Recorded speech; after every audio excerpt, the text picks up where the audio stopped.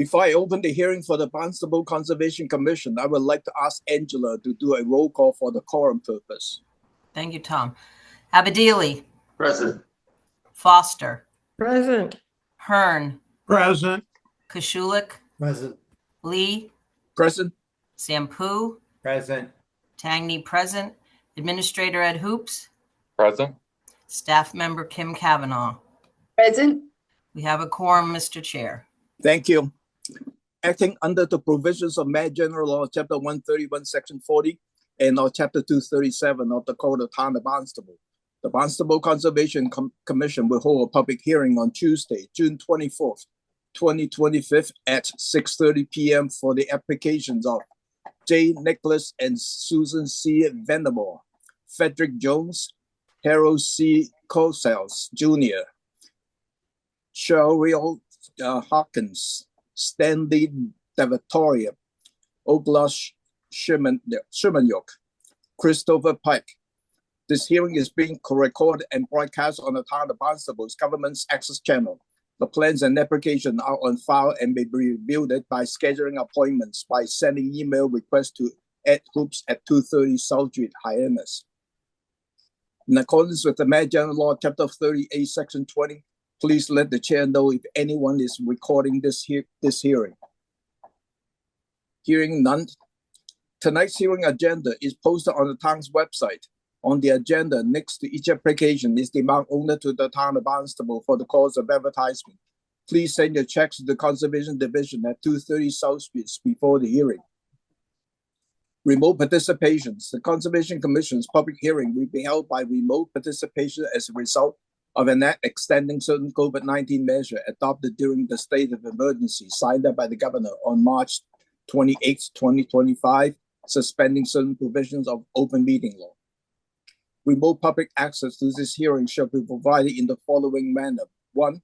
The hearing will be televised via Xfinity Channel 8 or High Definition Channel 1072. It may also be accessed via Town of Barnstable's Government's Access Channel.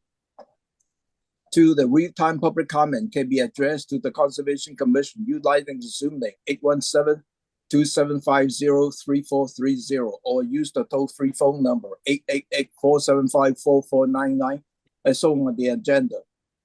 3rd, the public can also email the comments to edwin.hoops@town.barnstable.ma.us at least 8 hours prior to the hearing. Tonight is our Vice Chair's last hearing. She will not seek reappointment for the next term starting in July. Therefore, this will be her last hearing for this term. We will say more at the end of the hearing. Under the NOI tonight, the applicant for Cheryl J. Hawkins has requested for a continuance without testimony to July 8th. Under the old and new business, we have one item to discuss amongst the commissioner, is the commissioner discussions on the vote on the project's permitting guidelines. If you look at the guideline history, it started in around 2011 and through different editions and changes, we come to this form. And the last two changes that we have is 2022, which is marked in red in the document, or the latest one is then 2024, about a year and a half ago, marked in blue. So this has been sort of working, for the commission for over the last 14 years. I mean, we have been using this for quite some time, and staff have been relying on this guideline to give the guidance to all the town citizens or the engineer coming into the office and trying to apply for a certain permit and go to either the NOI or the RDA. So I think we also have some flexibility. And you remember that, we always keep our flexibility. Sometimes we say, okay, this is more than what we needed for the RDA, and we need more information. So we turn it down and then go to the NOI application stuff. So we have some flexibility in terms of that. So I think it works well for us, but let me get Ed's comment first before I open up to the commissions. Ed, what do you think? Thank you, Mr. Chairman. Yeah, I would echo that those comments. The staff believes that the project guidelines as a whole are working pretty well. We do recognize that there are special circumstances that you may feel more comfortable seeking a notice of intent application with certain projects that are under those guidelines that may have been initially offered as an RDA. I think it's really important. I think the project guidelines as they've evolved have worked very well for the most part. We do as we run into any issues that keep on recurring, we will occasionally come to the commission with suggestions to altering those guidelines, and I think that has worked well in the past as well. So I would support, and the staff supports the current maintaining the current project guidelines. I would be very hesitant to reduce certain square footages and things like that for fear that it may have the opposite effect. It may actually get people to the point where they say, "Well, I'm not gonna take a chance. I'm just gonna do it, and if I get caught, I'll take the consequences then." But I just may not file. The other issue is that it could become a much greater burden to the staff if all of a sudden many of the things that you had traditionally done as RDAs would become notice of intent filing. It would just increase the amount of work that we have to deal with with those NOIs. So staff would at this time would I like to recommend keeping the project guidelines as is.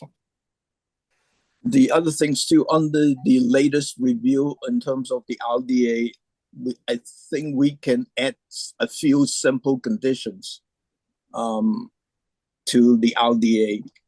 So I think that's something that we can do. So let me go to the commission and see what the comments. Anyone? Pete. Yeah, I wrote you all something. Again, I remember it was that was it Sultan Ab that we had that problem with. That where in fact we can't condition an RDA and there wasn't a very good buffer and we ran into that problem. So I think if there is the sense that it's working very well, I hope that the office then realizes that if there's, a bunch of space that is going to be affected and there is not a buffer, since we can't condition it, we cannot get mitigation. And in those rare instances, I think it is important that then it gets tripped up to an RDA. I'm sorry, an NOI. So Ed, I hope that we're communicating here as a board to you all in the office that in instances where we really would benefit, the environment would benefit from mitigation, but we can't do it on an RDA. We got 300 to 500 square feet of mitigation that it would be called for, that you then recommend an RDA. Thank you. Thank you, Pete. Bill? I'm somewhat ambivalent. I appreciate what you and Ed said, Tom. We had a project recently. I want to say it was in Hyannisport. It was at Washington Street or something, and there was a potential for quite a bit of mitigation. That the lawn basically went right down to the edge of the wetland, and there was quite a lot of room where there could be natural vegetation mitigation plantings, and the applicant was under the impression from Ed, and I'm not blaming Ed, but he's like, well, it was an RDA. I didn't have to mitigate. And it's almost like, well, I was told I wouldn't have, and it's like, if it's an RDA, it can be flipped into an NOI. And it became kind of tense. That was kind of a strange project. And we ended up making it an NOI. We had another one over in Hyannis where there was this essentially a total garden that was there, and it was 100% developed right up to the water's edge. And again, the commission went for an NOI, and it was, I think, a split decision. I want to say like 3-3 or something. But it, we try to protect the 0 to 50, and our ordinance basically, calls for the mitigation. And when you essentially exempt a 400 square foot addition or patio or porch or what have you, hardscape, in lieu, for a 400 or a 350 or what have you, that's 1,200 square feet of potential plantings. And in the site visits that I've made in the last 4 years, I would say 3/4, is it 80% of the houses go right up to the bank, right to, it might be a bank, or right up to the water, especially in lakes. They totally clear, and they have no vegetation. And I feel like we should be trying to mitigate in those areas. And when you end up having, just, 400 feet, 400 square feet, the heck with it. I can buy and accept not changing things. I can accept that. But I think it's really important that the staff, when they're talking to the applicants, you've got, if you're going to be putting in X, 200, 300, 400 square feet in the 50 to 100, bear in mind, it comes under an RDA, but it could become an NOI, and we have a board that has, opted for that in several times. So I don't want the people to think that I don't have to mitigate, because that is pretty much what the guy said, call it 2-3 months ago, and it was kind of a testy situation, and I don't like that. I mean, my for the other commissioners who we were asked to provide input, I said we ought to basically move it from 400 square feet down to 150. Anything that's between 150 and 400 it should be an NOI.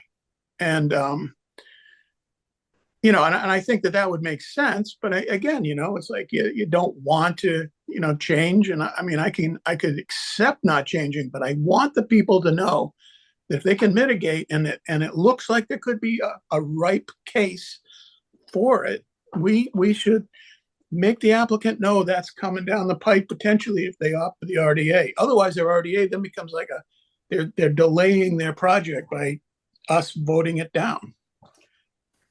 That's what I have to say. Thank you, Bill.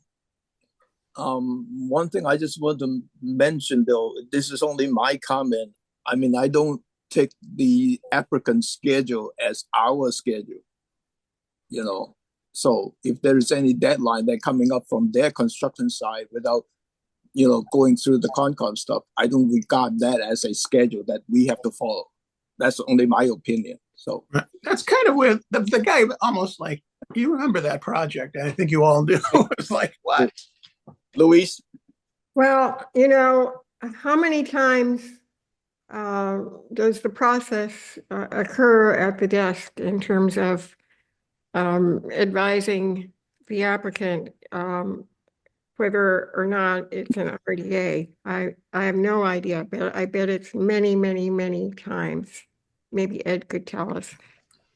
But if you accept that, and then you say, oh my gosh, look at the angst that happens whenever, and it's a rare occurrence that we have to say to the applicant, sorry, but we feel this is not an RDA, it's an NOI. I would say that statistically, it says that the system is working pretty well. One of the big wild cards in this process is, what is the condition of the 0 to 50? Is it undisturbed? Or is it lawn, heavily developed areas? And staff has no way of knowing that because they've not been to the site. And the applicant may have no idea what we're talking about when we ask about, is this an undisturbed area? So that's one wild card that comes up all the time, I bet. But it seems to me that given the fact that alarms go off from in the situations where the process fails, and I'm not sure it actually does fail. I think it just says it's going to have to be an NOI rather than an RDA. I'd say it's working pretty well. Now, maybe you want to add a step to the process at the desk, asking the applicant to sign something saying they understand that this may not stick as an RDA. I don't know, maybe that overcomplicates it, but I would say it's working really well right now. In fact, I would almost say, don't change it. I do say, don't change it, leave it alone. It seems to be working to me. Thanks, Louise. Angela? Yeah, I actually agree with what Bill is saying, and I just want to word it a little different. From my understanding, I don't want to change anything right now in our permitting guidelines. I just think that the gray area comes when we're doing it on a case by case, determination, which is what we all want to do. So I also agree with Louise, this is working. So I'm definitely voting to keep the guidelines as they are. It's now when we get a case by case, and the one we're referring to right now is that Washington Avenue one, where we had some questions, and I think that's what our job is to do and try to explore it further. So we didn't always know what the staff had already spoke about, and then we work it out in a meeting. I also like the fact that in my short time here, that the RDAs we do get a positive RDA, and I think that we all end up agreeing on it and unanimously voting for that when it doesn't fit what the guidelines are. So I think that the gray area, or the area that comes up, is that when we take it on a case-to-case basis, sometimes it gets cloudy, and sometimes how the applicant has understood it over what we actually then get to work out during the hearing sometimes got messy, and I see that. But I also feel like in most cases we all end up agreeing when an RDA needs to be a positive determination, and then it works. So I guess I'm saying it like Louise just said, I think it's working. I'd like to keep the guidelines as they are, but like Bill and Pete are inferring, protecting that 50 foot as we go forward, we need to be consistent about and how we do it. And maybe that's what the staff can make clear to applicants is this is a commission that is, all in favor of protecting that 50 and doing whatever we can, and often using mitigation for this. So be prepared for it. That's all. So that's all I wanted to add, but I'm in agreement on keeping the permitting guidelines the way they are. Thank you. Thank you, Angela. John? Thank you, John. It's interesting listening to my fellow commissioners. I've got three reactions, if I could present those. First, I think supporting the staff and the staff's request is incredibly important. They deal with these 24/7, the pressure, and I've been in there at times when applicants or potential applicants come in, the pressure on them is incredible. And I think it's fair to say not only our commission, but other commissions that you're familiar with have a very similar guideline. Isn't that correct, Ed? Yeah, I thought so. That's correct. Yeah. Mm-hmm. So that's my first concern. My second concern is, again, legal, and forgive me for that, Peter. I keep going back to that background. In RDA, we always vote negative. What we're saying under the law is that, yes, it is subject to our jurisdiction, but we do not believe that it will have a negative impact on the environment, that the project in front of us does not negatively impact. That is our legal authority. That's what we can say. That's where we get our power. Sure, Bill, I'd like to have a lot more trees planted, but be careful with what authority we have and we do not have. I think you're stepping very closely to well, geez, we're an environmental commission and we want to improve the environment, and that'd be great. I agree with that. I think we should do that. But as a commission under the authority of the bylaw, which is where we're talking right now, be very careful that we do not exceed the jurisdiction given to us. Is, does this project before us create the resources we are required to protect? That's just a legal issue that I think we have to keep in mind. I think my third reason is, and again, maybe I'm one of the few commissioners that has been on, quote, the other side of the table. And again, it was many, many, many years ago, but I was an applicant. And I can tell you honestly that if I had a project that said, Jesus, I'm going to add 100 square foot or 200 square foot or whatever it is, which is absolutely de minimis on my 2-acre property with my big house or whatever, and then I learned either that I had to file an NOI, which is what, $10,000, $15,000 in consultants and time or whatever, or I'm going to be required to do a mitigation every time I want to do a little project. I would give very serious thoughts to saying, the heck with it. You know, I'll just, and I think Ed was making this point, I'll just take my chances. You know, I just assume not file. And if you do catch me, you're going to say, put some trees. I'm going to say, okay. Then I'll put some trees in anyway. So I really do think that there's a very practical aspect to the guidelines as we have followed for the last 20 years or whatever. So those are my concerns. Obviously, my vote is to support the staff's recommendation. Thank you. Thank you, John. One thing I can testify to is that the staff has a lot of people coming into the office asking for guidance, how to file the applications, whether it's the RDA, NOI, and obviously the staff, when they get the project's descriptions, it's a lot of times it may not be the true picture of what they want to do. So a lot of times we look at their application when they file, and not many, but there's a few that we feel that they're asking for too much under the RDA, and we turn it down to a positive determination and turn it into the NOI process. So to me, it seems like, you know, it seems to be working fine. But let me hear Jeff. What do you think? Well, I'm the newest of new, and as I had mentioned, the 4 site visits with Bill yesterday, very informative. Thank you, my friend. In regards to the NOIs and the RDAs, I think a couple people referenced the one in Hyannisport on Washington Street. What amazed me there is how quickly that whole matter changed. I mean, from one to the next, and at the end it worked out.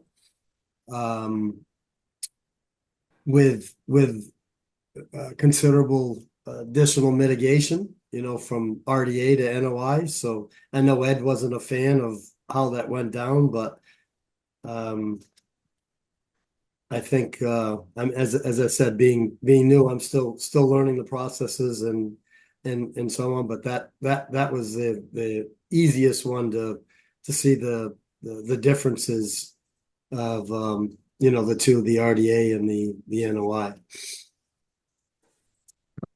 Thanks, Jeff. Any more comment from the commissioner? I have a couple of comments. Sure, Bill.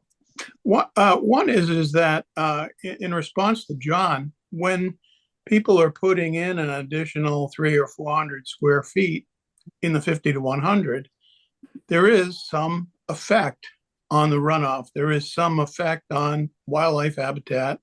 There is some effect to the wetland. You are building within that 0 to 100 buffer. And there are so many projects that literally go right down to the water's edge or right to the wetland or what have you, that I really think that it's appropriate when, I mean, there have been projects when, you know, there just isn't room, and I've conceded that several times. But then there are other projects like that one that we've been talking about where really it made sense to get mitigation for that. the other point that I would make is that I'm really surprised that our guidelines allow for a new shed to be put in the 0 to 50 foot buffer. I mean, we have the guidelines there, what do you get, like 200 or whatever little guidelines. I would really urge you to, make it so that people can't plop down one of those little 200 square foot sheds right in the 0 to 50. I mean, that just makes common sense to me if we're trying to protect the 0 to 50. I mean, we shouldn't be allowing that. And that's in the guidelines. So I hope that maybe you can change at least that. That seems not right. And I do think that we need to, make people understand that, if you've got a lot of lawn and it's right down to there, buyer beware on whether it might become a positive. Thank you. Thank you, Bill. Who else? Pete? Oh, Sorry, Pete. Okay, Louise, I thought had her hand up first. Okay.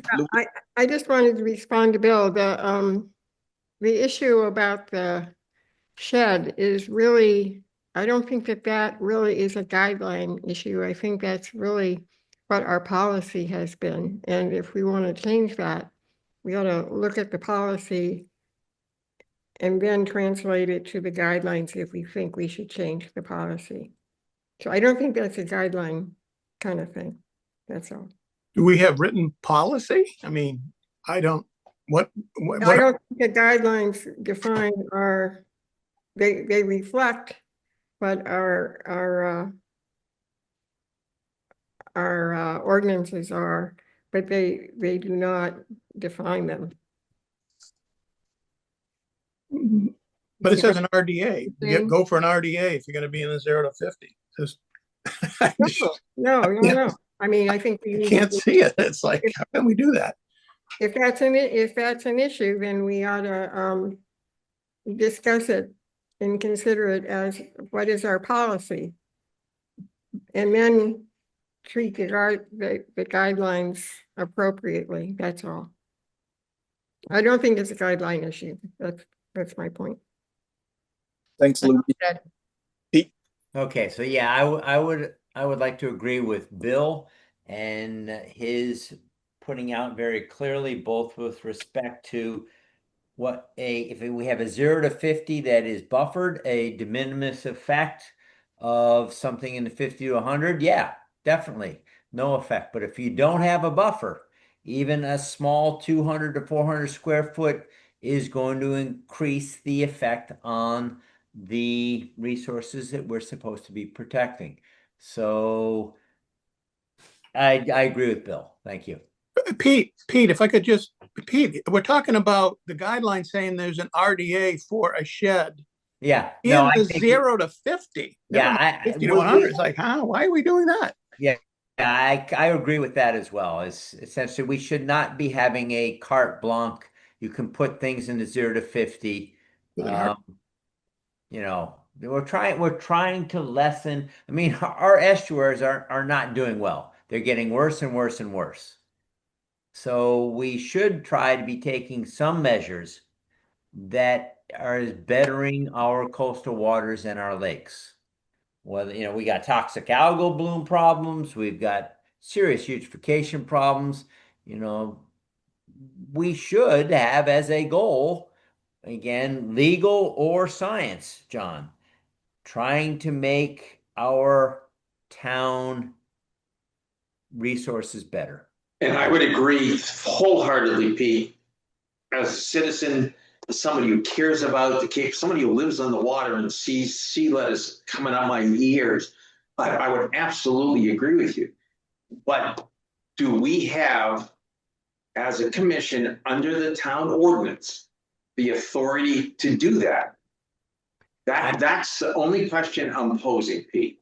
I think we do, John. If the addition of something small, if you have absent any buffer, and you've got lawn right up to the edge, things again, I think will, that. Oh, I'm sorry. Please forgive me. I didn't mean to interrupt you. Go ahead, Pete. Please. things will, even what would seem small. I mean, yeah, if you've got a buffer, it would easily take anything that is de minimis.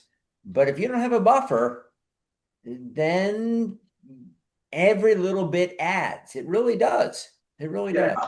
And I think what's critical in what you're saying is, and why we do these things on a case-by-case basis, and why we retain the power to say, no, this is not an RDA, is given site-specific, the buffer and the specific project.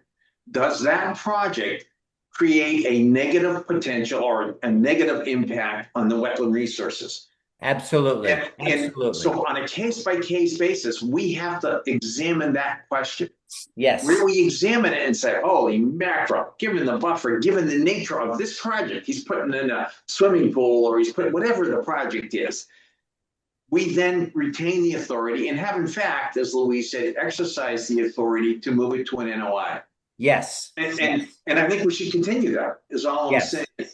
But I can tell you it is critical to also say where this specific project does not, we cannot make a finding that it's got a negative impact, then it's an RDA and we say, okay, negative determination, we got jurisdiction, but we're waiving it. And that's a case-by-case basis, given the project, given the site-specific. Yeah. And that's all. So I think we're sort of agreeing on that. We most certainly are. Yay. Attorney Abadili. Yes. Thank you, sir. Dr. Shampoo, here we go. I think it's important for us to remember we always trying to look at case by case basis and then make our determinations with the site visits and to see what the condition is before we make a determinations in the hearing and so forth. So with that, I think we have enough discussion on this. Could I make a proposal, if you will? You're going to want to vote, and we're going to vote no change. And I'm in agreement with John. I mean, I think the system works, and it is not common that we end up overruling or coming up with a positive on a RDA. But I really think that allowing a shed in the 0 to 50, it just runs against, to me, what we're doing. And I would, before you go for the full vote, I would ask that you have a vote. I would make a motion that we change the guidelines so that a shed in the 0 to 50 automatically goes into an NOI. I'll second that. Okay, I mean, this is kind of a new issue, Bill. I have not heard Ed's response to that. That's the first time I've heard of the issue coming up. So, and as Louise did correctly say, generally we have allowed it, right? That's what you were saying. And if we're going to change it, we should vote as a commission on that. Well, what did you call it, Louise? A policy change. But I certainly would love to hear Ed's comments on that. That's fair. I mean, I just, okay, why don't we let Ed see what he says? Address it. I don't know. First, I've heard of it as an issue. That's all. Ed, what do you think? So this is the first I'm hearing of this one as well. So I guess my question is, like, if that's the case, then I see your point, but at the same time, where do you draw the line? I mean, is it a patio then in the 50 and notice of intent? Is a barn in the 50? Is that a notice of intent? I think that pretty much the guidelines suggest if you're in the 0 to 50, you are into the NOI. No. You automatically, I believe. I mean, I don't have it right in front. Well, it's where the square footage comes in. So sheds are considered things that are 200 square feet or less, and that allows you for an RDA. That right now you have a guideline of submitting an RDA for a shed less than 200 square feet, and that is a shed that would be on sonotubes or on blocks. Now, if they were gonna pour a slab for that shed, we would automatically tell them you're moving into the notice of intent right away. It doesn't matter what size it is. If it's a poured slab, you're going to have to go with the notice of intent. If you're in the 50. And see, this is where my concern comes in, Bill, because it's an issue that isn't black and white. It isn't as simple and it's the first time I've heard of it. And obviously, Ed, you're bringing it up, which is great. But I'd like to recommend that we hold that motion or bring it up, a couple of meetings from now or whatever, after researching it a little bit. Because right now, I would vote just leave it all alone. And so my hope is that we can table that part of the motion. That's fair, but I mean, I agree the system works and that we can have a positive, and there are situations when that could be appropriate. Absolutely correct. It just seemed to me that, there is this one. I mean, there's so many. You go down the list, there's pages of guidelines, and one of them is, you put in a shed in the 0 to 50, a small shed. I think it's 200 feet or 200 square feet, and it's like RDA, and I'm going, wait a minute, you're putting a shed in it makes no sense to me. And I submitted it to Ed and to, I think, Tom and to Kim, because we were all independently providing our feedback, and that was one of the 5 things I recommended. The others were to reduce the 400, but I can see how it isn't necessary as long as the staff makes sure that the people aren't under the impression that, I'm good to go, RDA, good, I'm good. Because that's kind of where that fellow. You said that, but if you go back to the shed one, obviously it isn't black and white. If it's a 200 square foot shed, now Ed is explaining information that I didn't have relative to the sonotubes versus this versus the poured concrete. So it isn't just 200 square foot shed, pure black white, So that's why I'm simply suggesting that we can always come back to this issue, but. Yeah, but there is a, what's going to be under the shed. The vegetation is gone. The wildlife habitat is gone. You're really diminishing the 0 to 50 when you do that. I mean, maybe absolutely right. I mean, it's like, it just seemed like a no brainer to me. We can table it if you would like, but I just think we should be aware of that particular issue.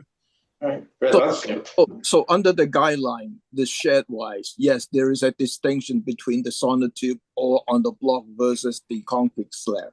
So there is a distinction for the permitting process.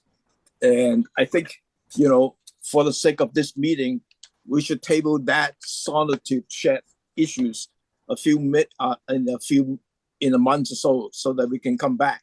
But in this one, I'd like to continue the current permitting guidelines as what we have right now. So you want to make a motion or just go on, Tom? What are you looking for? Could I have a motion to continue the current permitting guideline, the use of that for now? And I will say, so moved. Second. Roll call. Abadili. Aye. Foster. Aye. Hearn. Aye. Kashulik. Aye. Lee. Aye. Sampu. Aye. And Tangney. Aye. That's unanimous. Thank you. We have 2 RDA. I think tonight is all dance projects. So the first one is J. Nicholas and Susan C. Vandermoor proposed 3-bedroom septic upgrade at 49 Lakeside Drive, East Centerville, as shown on the assessors map 252 parcel 098. Dan. Good evening, Chairman Lee, members of the commission. Dan Ojala from Downcape Engineering. I just wanted to chime in too on the one I'm looking at, just on that last subject, and I think it might help Bill's understanding or feel a little bit better about it. It says shed in parentheses with no other place to put it.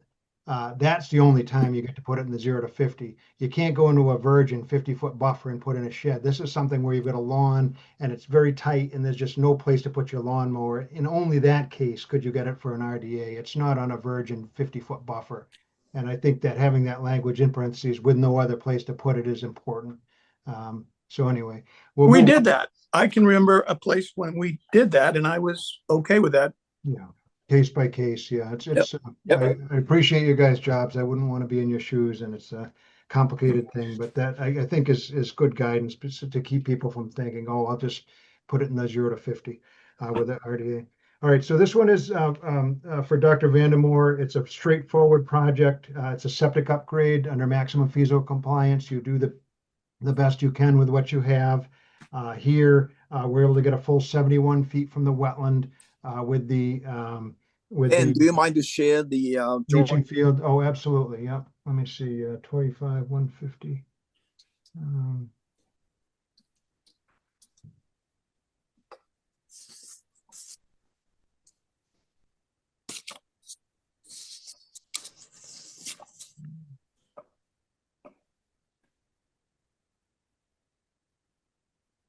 Thank you, Dan. Yeah, and this is the next project, so it might take me a half a second. Yeah, there it is. Okay, so The again, other screen, the other straightforward screen. project. This one is on the lake. It's in an area where the sewer is coming Dan, soon. we are not seeing the plan. Oh, I'm sorry. Are you looking at my stop share? Share screen 2. How's that? Yep. Okay, sorry about that. That's fair. So again, for Dr. Vandermoor, he's doing the best he can with what he has. He's on the lake, and we're a full 71 feet with the leaching, 69 and a half with the septic tank, whereas the existing is closer. And sewer is coming soon, so that will be the ultimate fate of this. Not too many years, we think. I think we're in the phase 1, but nothing is absolutely cast in stone. So he'd like to upgrade, keep the environment safe while he can. We're pumping it up so we have a full 5-foot separation. The DeFeo and Waite study of Title V clearly stated that the vertical separation is more important than a horizontal. And our little narrative goes over it in some specificity, but a straightforward little project. I think Board of Health approved it already, if I recall, with a condition for a 3-bedroom deed restriction until the sewer comes. Be glad to answer any questions if you have them. Thank you, Dan. This project was approved by the Board of Health in the last hearing. So, any questions, Angela? Yeah, just for clarification, I know it was approved through the Board of Health, but it's going to stay a 3-bedroom, correct? Yes. That's correct. There's a 3-bedroom deed restriction that'll go on record to make sure that it is. If and when sewer comes through, there's a den that we might consider a bedroom later. I wouldn't want to tie his hands to that. I think that the sewering would probably alleviate your concerns over one more bedroom. So it'll probably be worded that way, but it wouldn't be an expansion without your permission, of course. All right, thank you. Yeah, the deed restrictions only good until they tied into the sewer. So, any other question from the commissioner? None. Any public comment? Channel 18. Seeing none. Could I have a motion to approve this project as a negative determination? So moved. Second, Roll call. Abadili, Aye. Foster, aye. Hearn, Aye. Koshulik, Aye. Lee, Aye. Sampu, Aye. and Tangney, aye. That's unanimous, Mr. Chair. Thank you.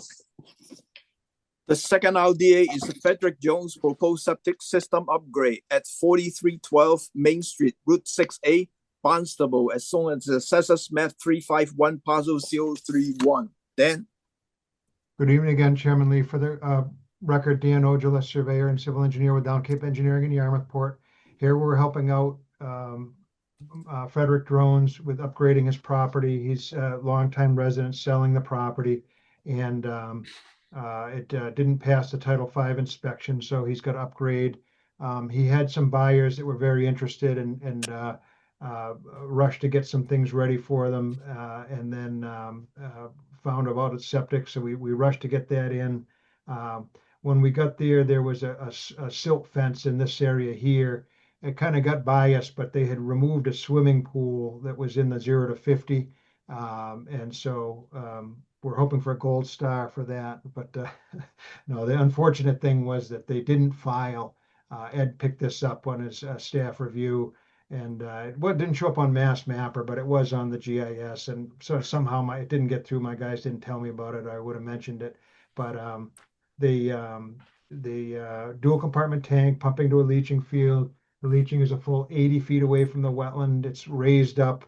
This is Kummequid, so you get some funny layering. There's clay layers. We hit water.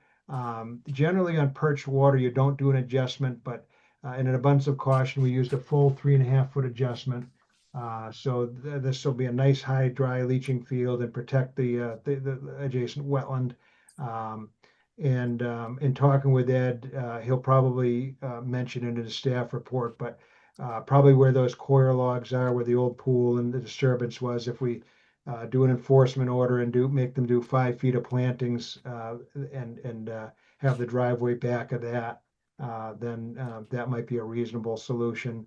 Right now, it's unacceptable to staff, and I do apologize that I didn't pick up on that. Again, it wasn't there when we got there, and one of my guys noticed it, but somehow didn't get up the chain of command. But I think it's net an RDA that you can approve. It's a great improvement over what's there. And hopefully, if the board concurs, we could just do a quick enforcement order and clean up the pool removal. Again, the pool was proud of the barn. It was in this area here, and that was a lot of hardscape and chemicals and stuff right near the wetlands. So I think getting that out of there, having a short driveway that doesn't go as far as the pool did, and some heavy replantings against a buffer, and making sure everything north of that is revegetates naturally, will protect that little isolated wetland, and hopefully we can see your way to an RDA on this, and not to go too hard on the older gentleman for the rest of it. I think it's, at the end of the day, a reasonable thing that he did, except for having not filed. Thank you. Thank you, Dan. And usually we try to separate out the application versus the enforcement. We do not trying to mix it up. So let me go to Ed just to confirm that there is an enforcement order for this stuff. Ed. Yeah, thanks, Mr. Chairman. Yeah, we will be bringing that enforcement order to you in the July afternoon meeting coming up in 2 weeks time, or 3 weeks time. And again, we would recommend that obviously you pass this, approve this RDA, and then we'll just use the enforcement process to do a quick restoration of a small buffer strip to just even things up a little bit. And I think that's all we need. It's not a heavy lift. The enforcement order only gives it a means for a permitted means for doing that restoration. Thank you, Ed. Any question from the commissioner? Again, this one was approved by the Board of Health in the same meeting, if I remember right. So, Louise, your hand was up before. Oh, well, I just wanted to make sure that we were dealing with the septic system only, since there had been a lot of elaboration about the pool, etc. That's all. Okay. Yeah, thank you for clearing up the enforcement order stuff, because that was my question too, so I put my hand down. Thank you. Okay, thank you. Channel 18, any public comment on this one? Seeing none. None. Could I have a motion to approve this project as a negative determination? Second. Roll call. Abadieli. Aye. Foster. Aye. Hearn. Aye. Koshulik. Aye. Lee. Aye. Sampu.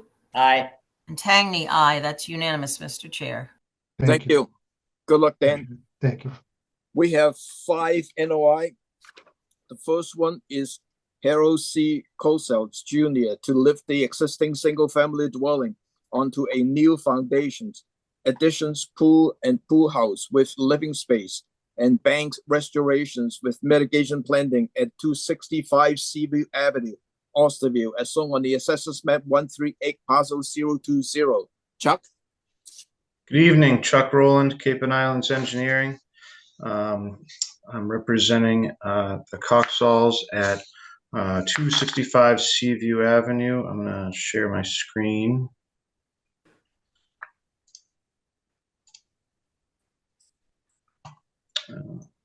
Let me know when the site plan pops up. Can you see that? Yep. So we have a fairly large property that we are going to be doing a fairly extensive renovation with,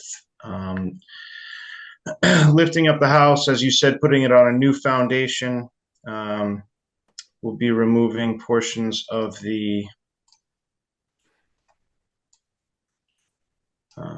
deck and porches that are in the 0 to 50-foot buffer. So we do have a reduction in the 0 to 50-foot buffer. Additionally, we have a bunch of these drainage structures to limit any storm water from entering the resource area. We've added a work limit to prevent any siltation to run off into the resource during construction, as well as keeping the work within the work limit. There's no work creep. We've proposed an addition here to the west. We were going to be converting some of this living space into a garage with a new proposed driveway, as there's not any real driveway to speak of except for in the layout. So it doesn't really quite work up there for switching a house to like more of a year-round house from a seasonal house. We've proposed patios, a pool, as well as a pool house.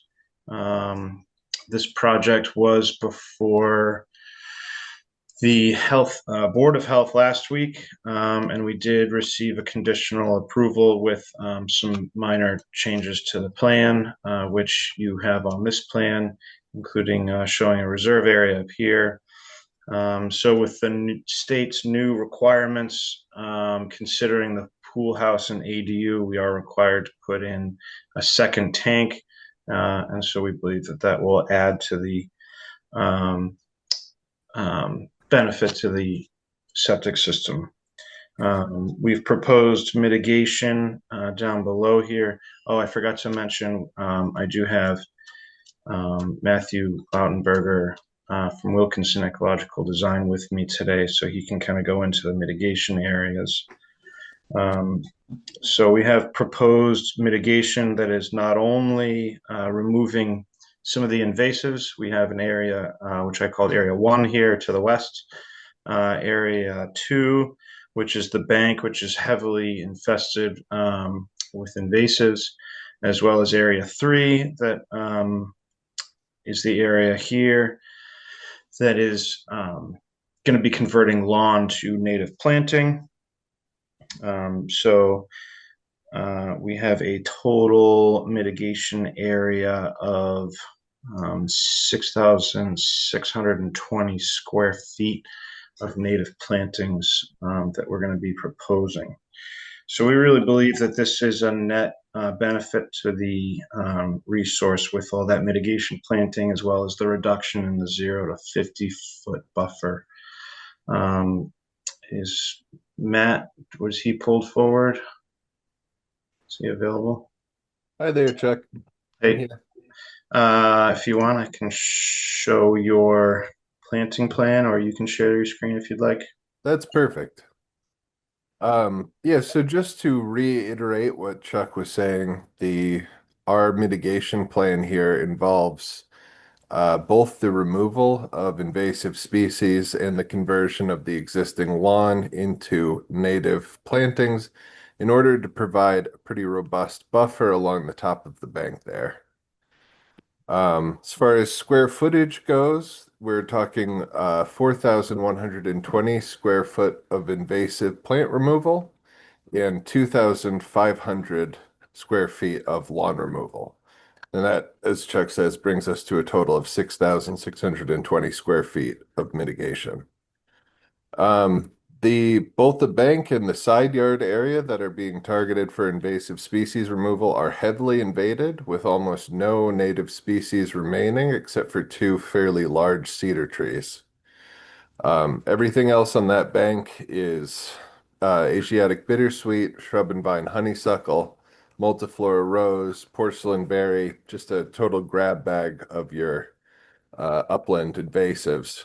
Pretty much the only thing not there was knotweed. But we're going to be using our standard low volume foliar spray method for removal. There are no trees being removed for this project. We are planning on once the bank is cleared, we will be putting down erosion control while the invasive species are being managed for a season. And then the entire area will be replanted with a pretty broad selection of native shrubs. Happy to take any questions about the mitigation planting or our removal process. But that's it. Thank you. I just wanted to add a couple more things.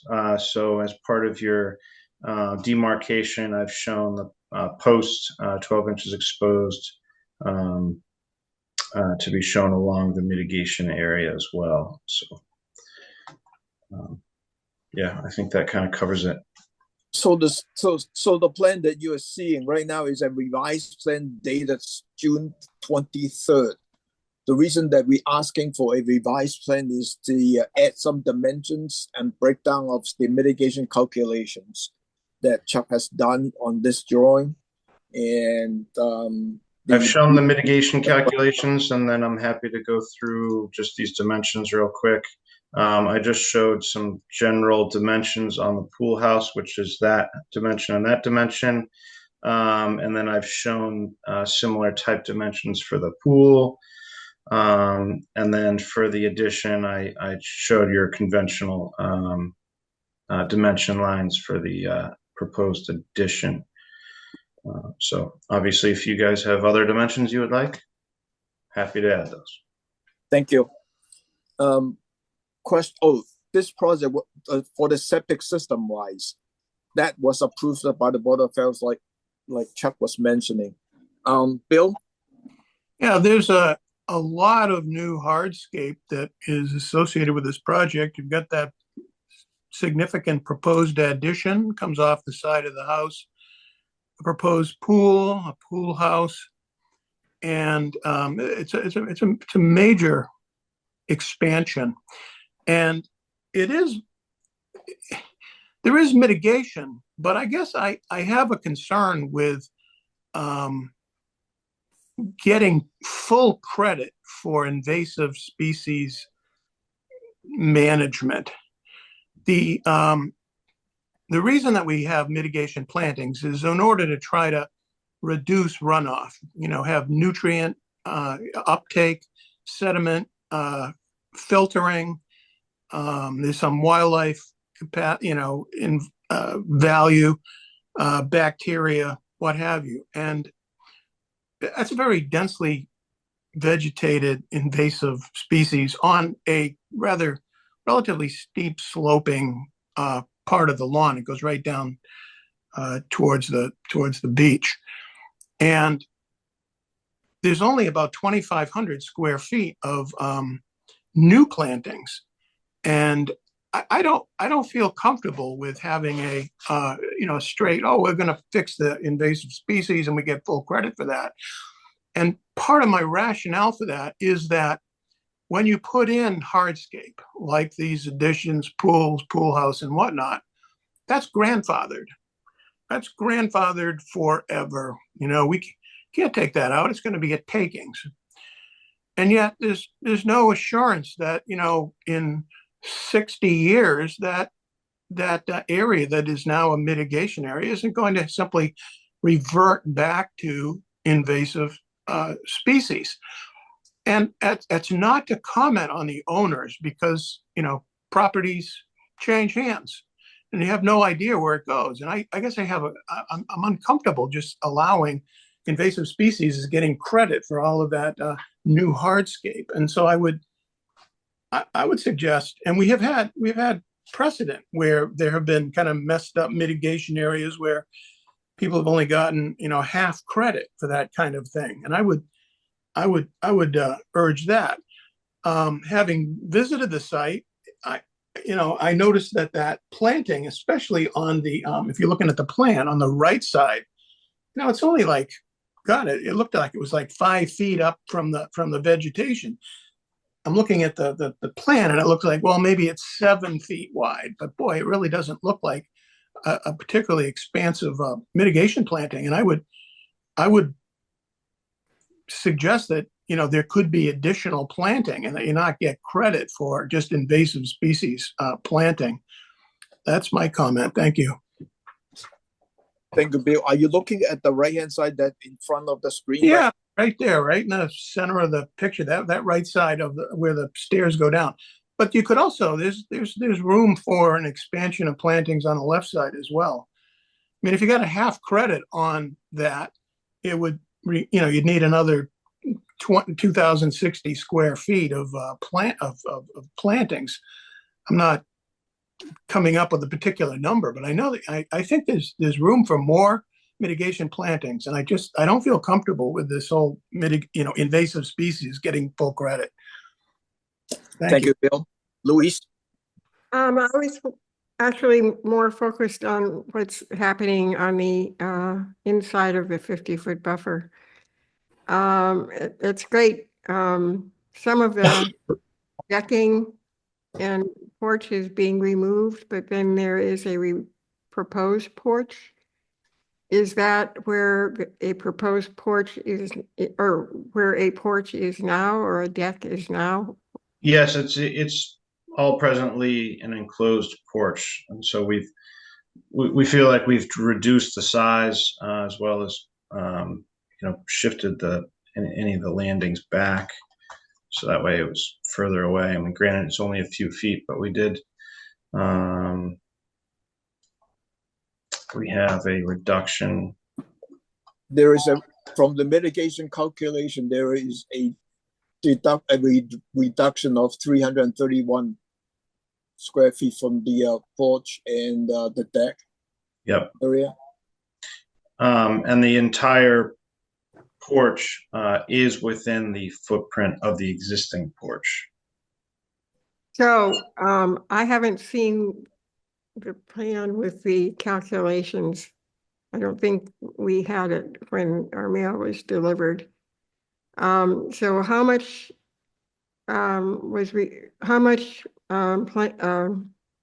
hardscape has been removed from the 50-foot buffer? 331. And that is principally go to the mitigation calculations. That's basically what we just talked about, right? Right. Right. So it's these dark areas that I've shown with the thicker dashed line on both the east side and the west side. So there's deck and porch, and so we've removed the decks and put in and removed portions of the porch, and we're putting in a smaller porch. It would be nice if we could get everything out of a 50-foot buffer. And I realize you've got a plan that architects and everybody else has worked on and everyone loves, but it's more than that. It's an existing house. I mean, it is being renovated fairly extensively, but I mean, to remove this house out of the 50-foot buffer, we would run into zoning issues if we were to shift it back, and then we would have to do some. It's just not really practical to just cut off a portion of the house, and I believe that there's a structural wall there that supports part of the roof. Right. I mean, you'd have to change the design of the house if it's a zoning issue, blah, blah, blah. But it would be nice if you could get everything out of the 50-foot buffer. And I realize it's a big deal, but I mean, you're adding a lot of stuff in the 50 to 100 also, right? Yeah.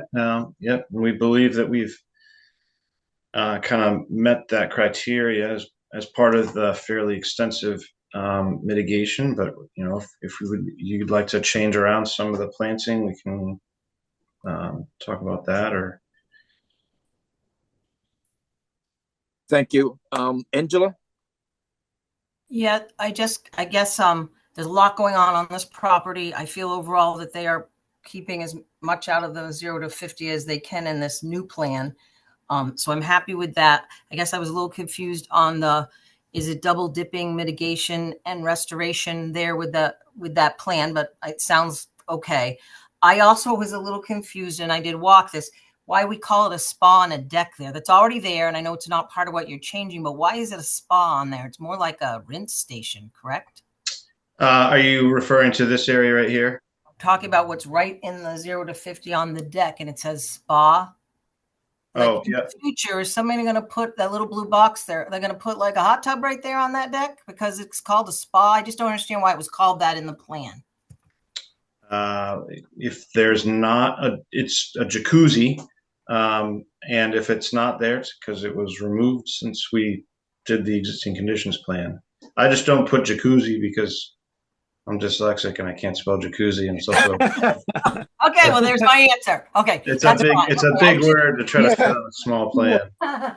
got it. I was just trying to update what it was. Okay, so I guess I'm happy with the fact that this is a lot going on this very tight property, and you're trying to reduce what's in the 0 to 50, which is what I think we mostly agree on. And there's just some little details here that I think the other commissioners have already brought up. Thank you. Thank you, Angela. John? What happens when you kill the non-indigenous, when you go after those, what are you going to replace where they are now? Will there be plants put in there? Yeah, the entire area where we're doing the invasive treatments will be replanted. It doesn't get replanted right away because we need to be able to monitor the area for a growing season for the plants as they return. That's why we are planning, and our work protocols outline this. We'll be putting down erosion control blanketing on the entire bank. When we're working on the bank, we don't remove root systems so that we're not disturbing the bank. So those two controls with the erosion blanketings are what will keep the bank where it is while we're doing those treatments. So net, you're not taking credit just for treating invasives. You're taking credit for treating invasives and putting in new plants. Is that correct? That's correct. And the importance of having invasive plants, especially on a delicate ecosystem like this bank, in terms of how that affects the local food chain, really can't be underestimated.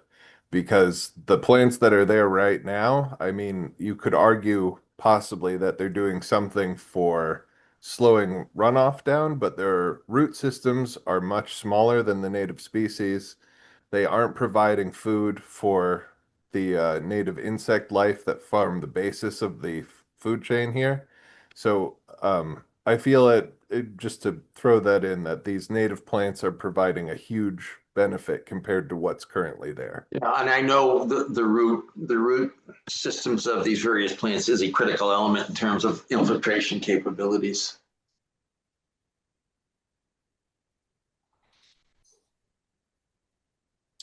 Are you looking for Wilkinson to answer, John? No, just comment. Thank you. I'll say. Okay, Bill? Yeah, I just think that some credit is worthy of the mitigation. The invasive species management. I think that's a good thing, and wildlife will certainly be better off, and the runoff probably would be slowed down all the more. I don't, but there still is some function that's being provided, and at the end of the day, like I said, you've got hardscape that's going in grandfathered forever, and there's no assurance that this is just simply not going to revert back to invasives of one form or another. And so I really encourage the applicant to expand the area of the new plantings, and I hope they will do that. That's how I feel strongly. Thank you. Yes, Tom. Who's this? Jeffrey. Oh, Jeff. Yes, a simple solution on the heels of the engineer's couple of comments. Number one, in regards to Louise's removal of within the 50, that's not practical in this particular situation. I was there yesterday. The lot is very shallow from Seaview Avenue to the resource area. Very shallow, so not practical going that route. The engineer, I believe, on top of what Bill just said, did somewhat open the door to being amenable to changing the configuration or potentially the configuration of the mitigation here. And if you take a look at the work limit line, the mitigation plantings don't correspond to the work limit line. So to Bill's point about increasing the the mitigation, I mean, I think it's pretty obvious if the applicant was to extend the line in the Lot B area, did to be consistent with the area to the right, off of the work limit line, I'm pretty sure it would appease me for sure, and I'm pretty sure it would appease others as well. So that's I believe a very simple solution to this application. So if I understand correctly, Jeff, you're talking about make the right-hand side equal to the same thickness compared to the other side on the Lot B? Make the left side, as I'm looking at it from the water towards the street. Yeah. Lot B underneath where the plan stipulates Lot B 36,585. Yeah. Just move the mitigation towards the 50 to 100, and cut in a continuous manner as to the right side. Okay. So expand it somewhere up in here. No. Left side. Come over left side. Left side. Okay. Expand it that way so it's more compatible to the right side off of the work limit line. Oh, so you're talking about keeping the Right there. There you go. So add that area that I've highlighted in blue. Yes, correct. Okay. Any other question from the commissioner? I would encourage on the right side, which is where I think we were going until Jeffrey suggested the left. I would bring that thing up as well, another 5 feet anyway. I mean, that there is not, that's a fairly narrow band that's being planted there. And most of this work is invasive species stuff, and I really encourage that you bring the right side up, quite a bit. The right side at its narrowest is about 6 feet wide. If that was, as you're saying, closer to on the other side, it's 10 feet across. That makes sense. I mean, if I guess I'm just looking for more natural plantings as well as the what you're doing with the invasive species. I get that, but I just feel like in the long haul, having a larger mitigation area is what Sure. we need to have, given that just so that I'm entirely clear, though, you're suggesting we take the buffer, which is now around 6 feet, and we increase that to the same on the other side, which is around 10. Yes, that sounds good. Yeah, bring up to where that original green line. Jeffrey just jacked it up so you'd be right up against the work limit line. I wouldn't go right into the work limit line, but more or less what you're kind of doing there. Bring it up so they're kind of even, and then Jeffrey wants to jack it up a little more, which I think extra on the other side is a good idea as well. But that would make, I think that would be a reasonable mitigation for the very expansive addition and whatnot you're doing there. Thank you. Okay. Chadwick, any public comment on this one? Seeing none. None. Do you need a conditions for the ongoing invasive control management? Chuck?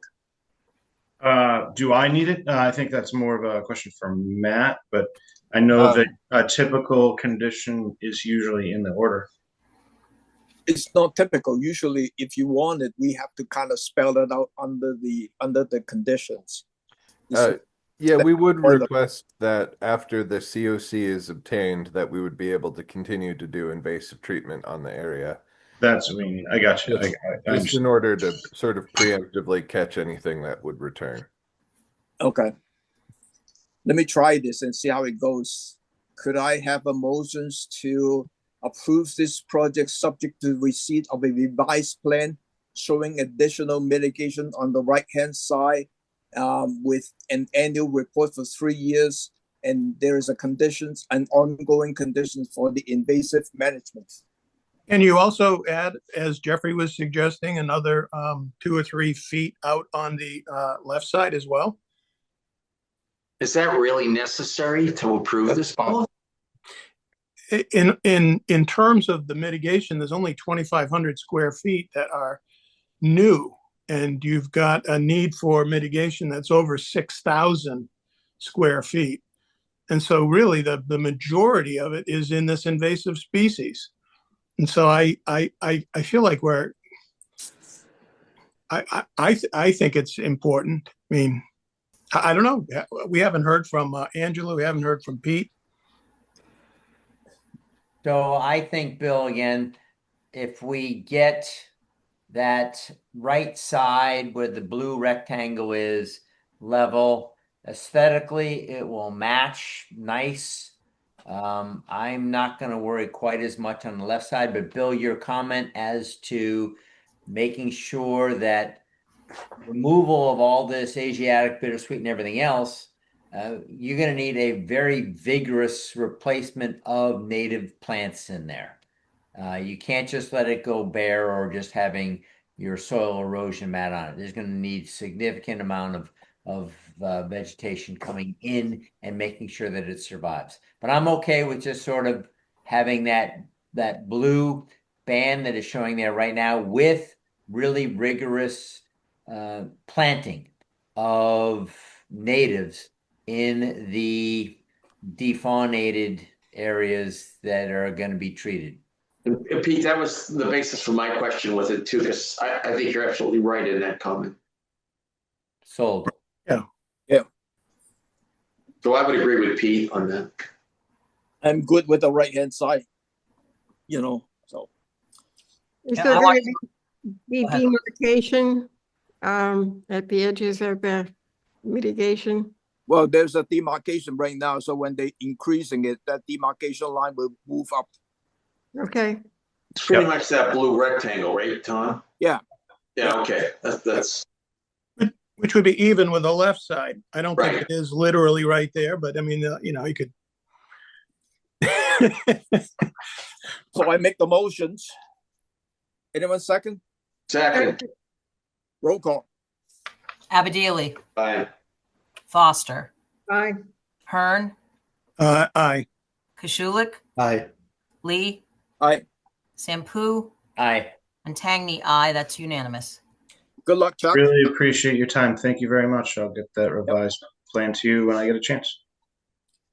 The next NOI is Cheryl J. Hopkins to demolish the existing single-family dwelling and construct a new single-family dwelling, a pool, patio, and all associated appurtenances at 38 Sandpoint Road, Austinville, as shown in the Assessors Map 073 Parcel 018.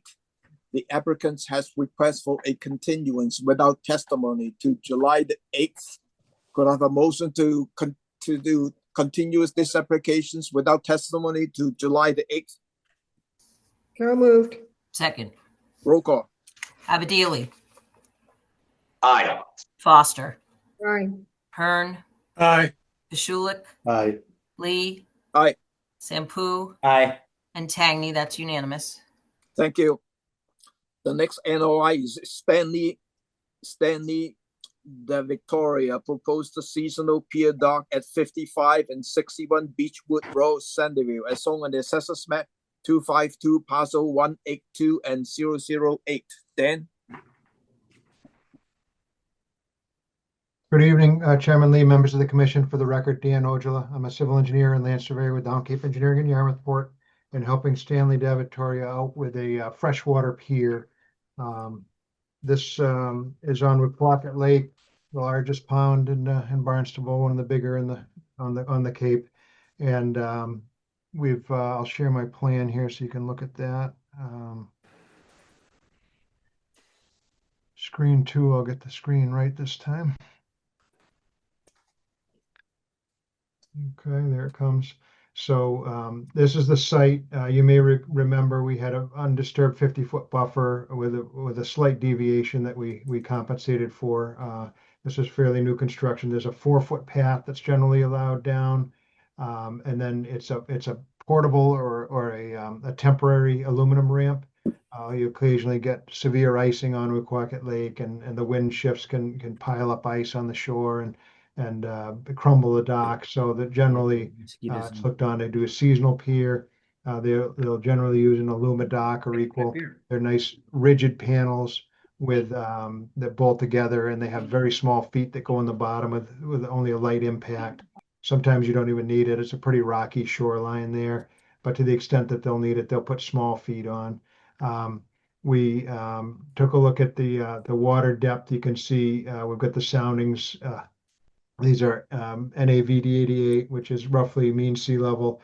The pond is generally ordinary high waters up around 33. I think it was 32 and a half when we surveyed it.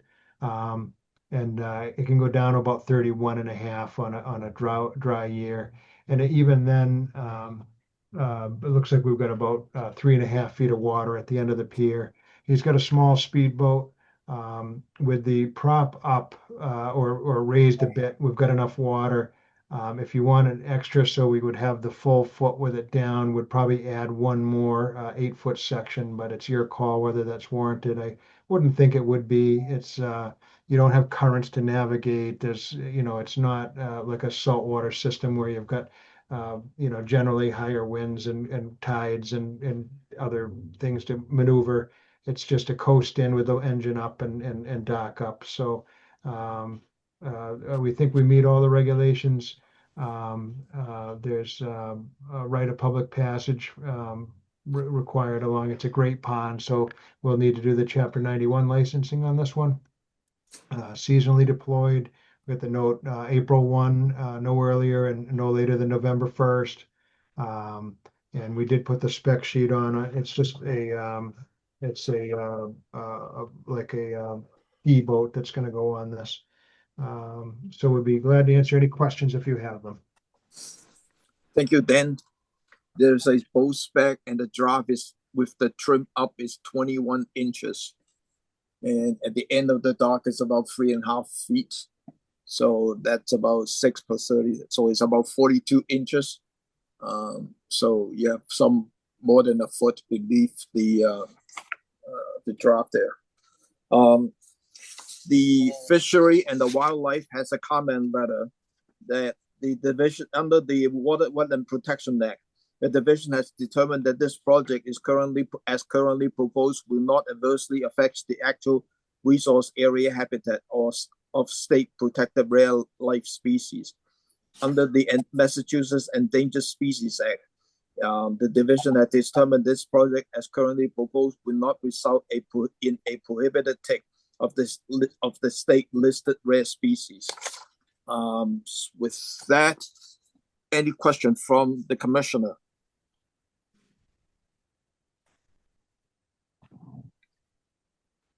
None? Mr. Chairman? Yeah. Just to remind Dan that we do have an open order that just expired last month, about a month and a half ago. So just a reminder to close out SE 35739. Yeah, we've started that process already, and we've got the as-built mostly done, so we'll be passing that in soon. What is the number again? 5739. 5739. Okay. Any other question from the commissioner? Kennewick, any public comment on this one? Seeing none. None. Could I have motions to approve this project as submitted? And the applicant should also file the COC for the SE 3-5739.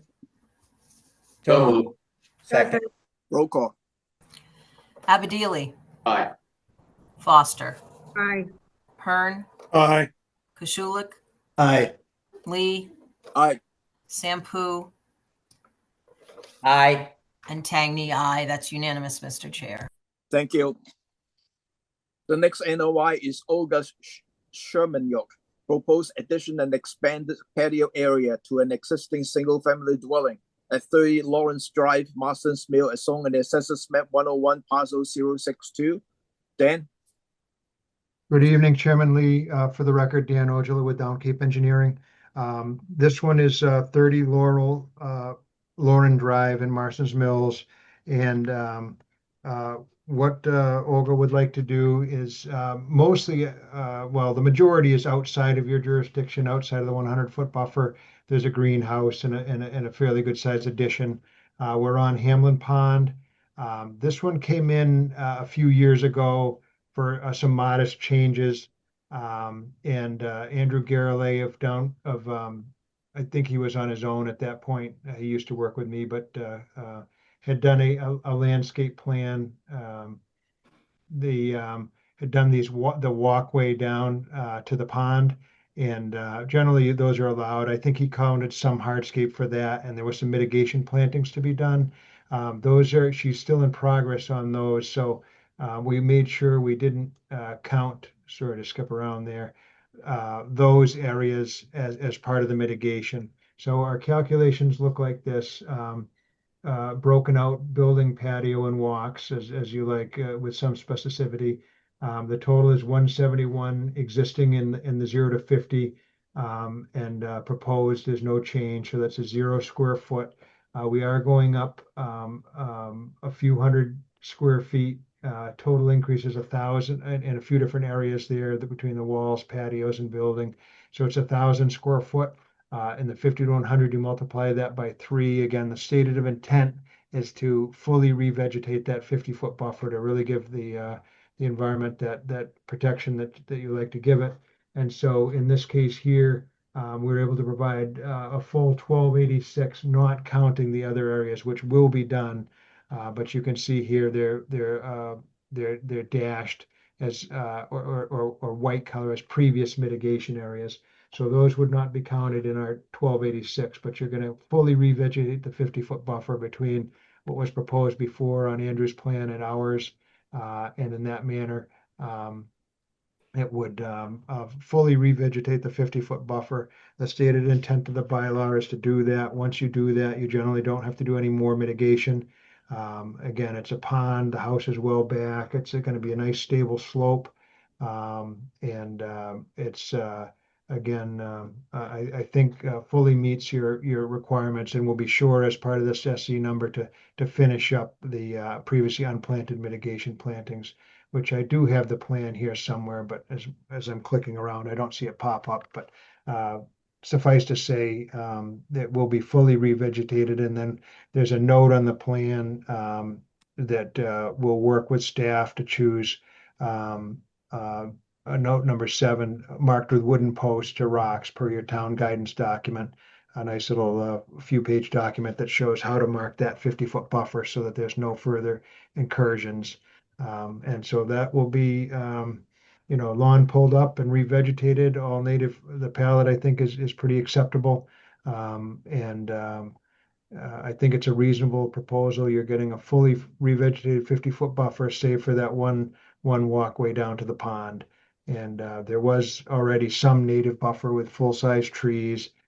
So I think between this and, putting in the high bush blueberries, the choke cherries, and the sweet pepper bush, you'll have a very significant buffer that will protect Hamlin Pond going into the future. And those marks will make sure that is never deviated upon.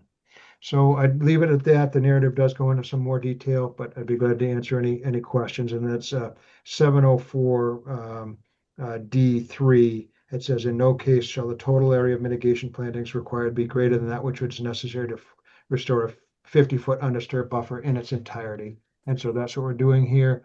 And I think it's a win-win.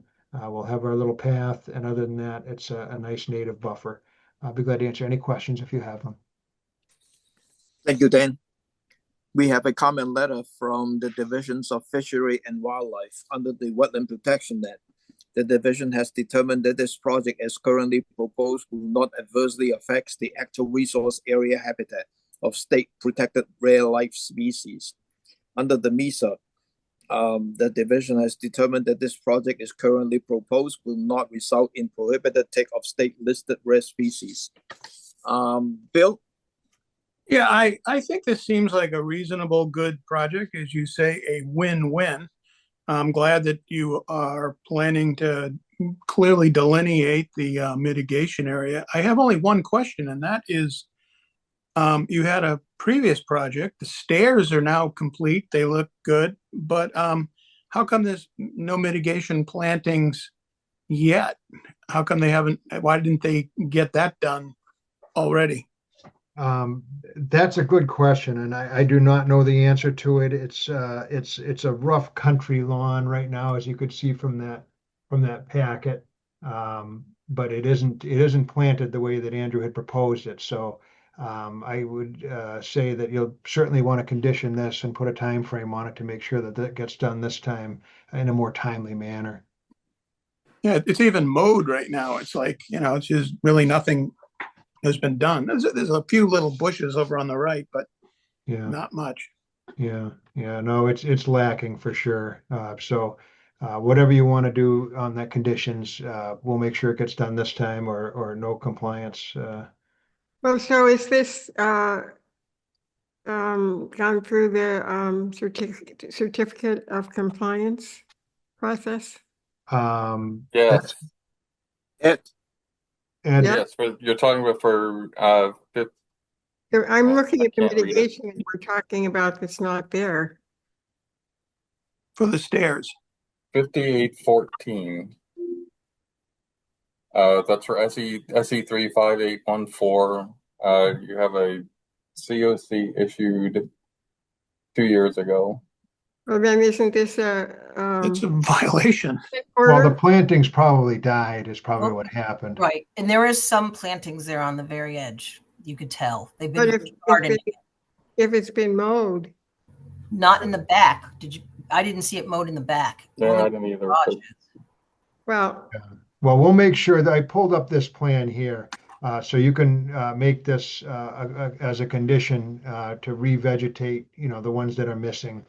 Say that the Arrowwood went in, which I don't know, but any that did go in, obviously wouldn't have to be redone, but we'll make sure this is fully implemented as part of this. It's a good time to catch it and also to have those permanent markers put in so that it's very obvious in the future if there's anything that dies landward of the marks, then it's easy to tag and enforce. are we talking about the previous?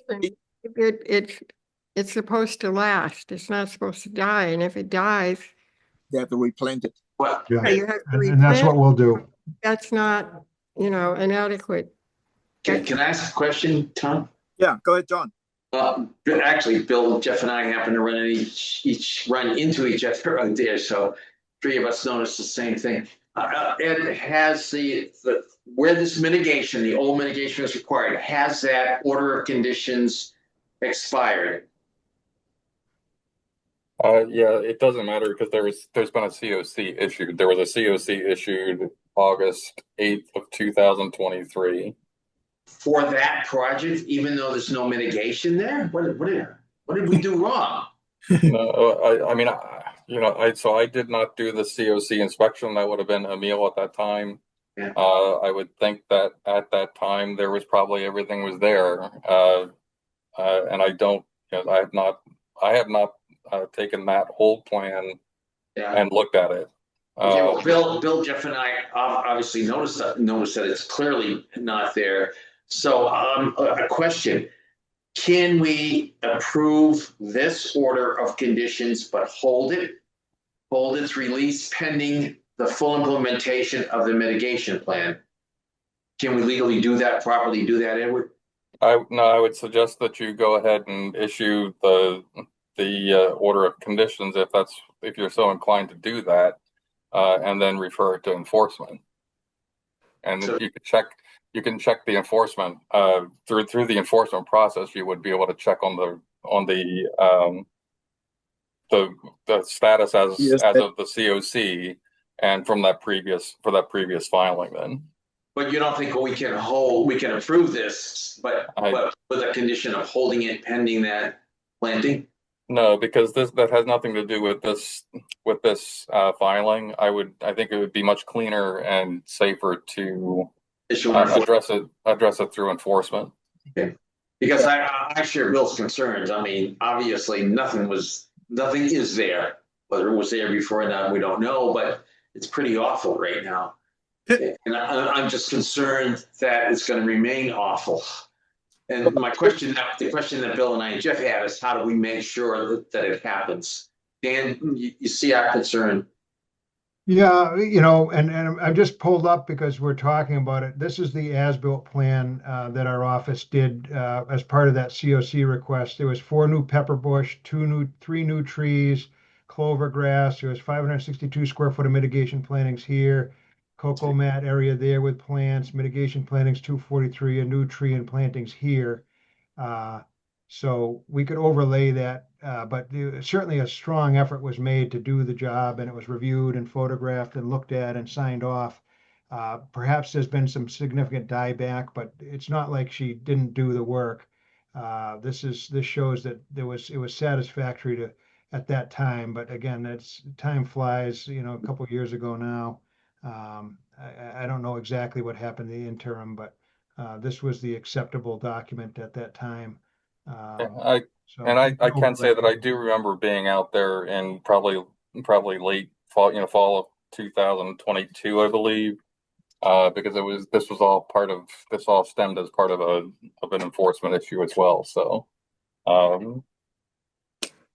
anyhow, I do remember seeing the plantings and the erosion control mats and everything on the bank back in fall of 2022, I think it was. So. Yeah, and I fall of think 2022.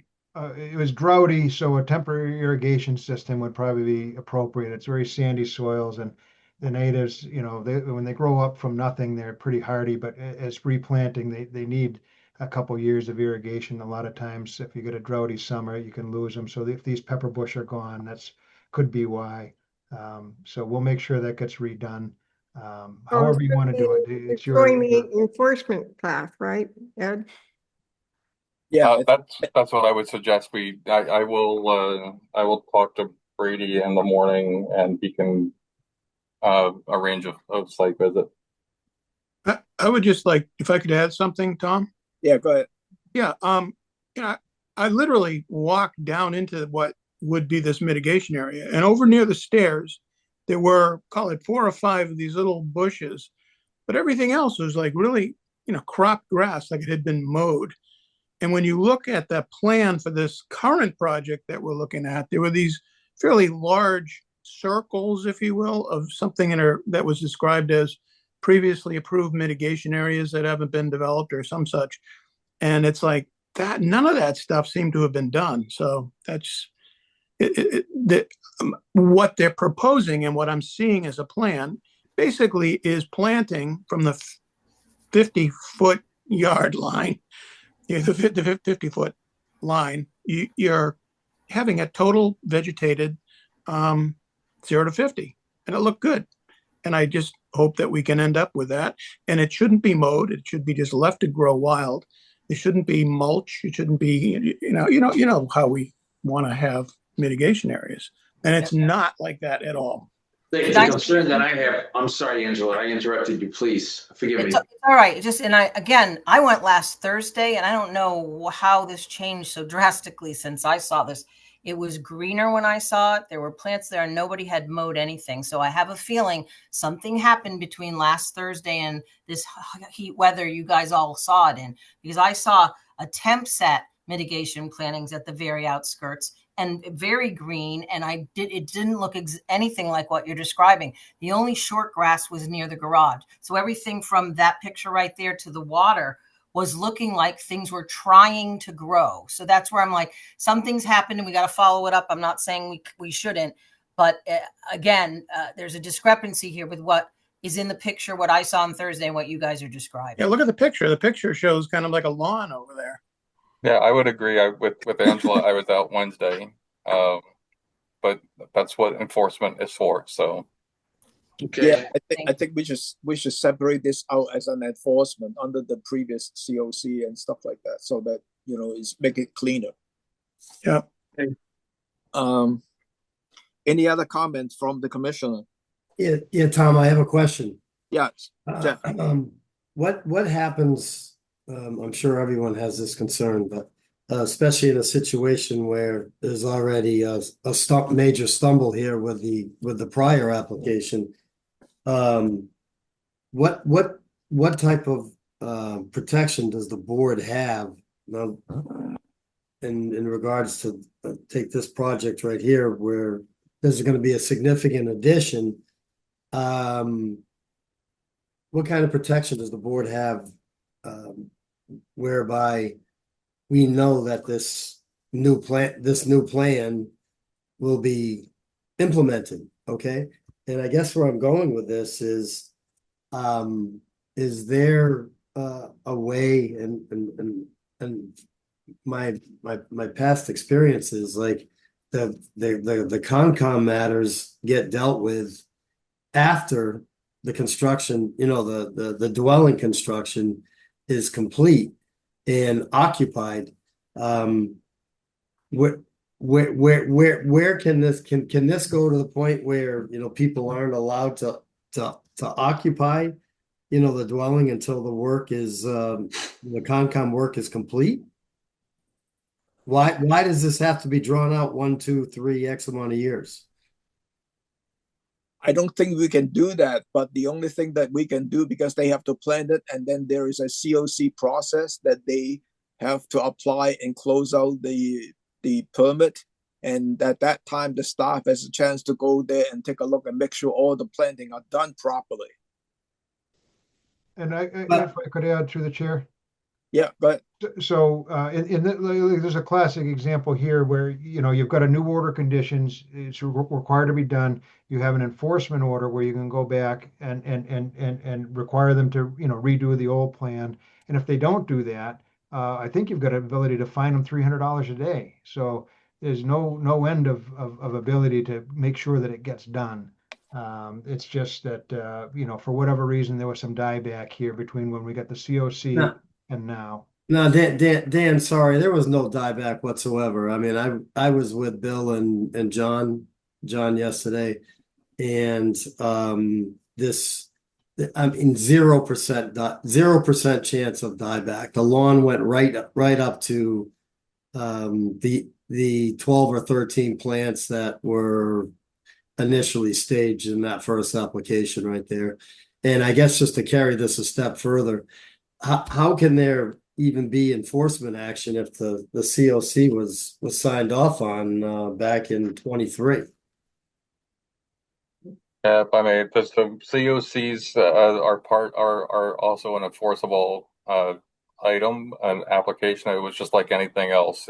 It's a violation to not meet or continue to meet any ongoing conditions of the COC, or any, if there's any other violation that occurs within, say, like a mitigation area or something else. So just because you have a COC doesn't give you carte blanche then to, go forward and have some other type of violation. So well, it's enforceable. They just quit on the process. I mean, it's not not even that they cheated. They just didn't finish.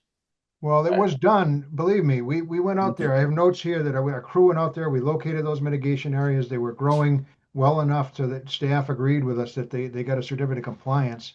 We have no control over what happened since that date, but you can certainly enforce to have those plants put back. I think it's well within your authority. I mean, you can't do a bait and switch with you guys. You have a lot of authority to make sure that the environment is protected, and the way you can do that is through the enforcement order process and then even fines.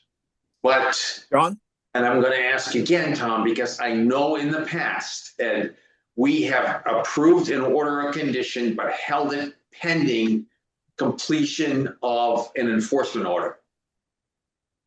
We have held an order of condition until that work was done. Jeff, there's no way we can prevent occupancy or whatever. Pretty good idea, though. But we can't do that. But I like Bill and Jeff get concerned because I don't think a lot of it was ever done. But be that as it may, how do we make sure that it gets done under an existing certificate of completion? I mean, and the only way I can see doing that is we'll approve the order, why can't we hold it pending completion of that mitigation? Why can't we do that? That's a pretty strong enforcement tool, Jeff. If I can, I don't see how we can, if we're approving a project, we have to issue an order of conditions within the 21 days of close of the hearing. So, and the only thing that would stop that normally would be something like waiting for a revised plan. I mean, I think you're getting into more. I'm not a lawyer, John. I would defer to you, but I think you'd be getting into a little bit more area of concern by holding an order.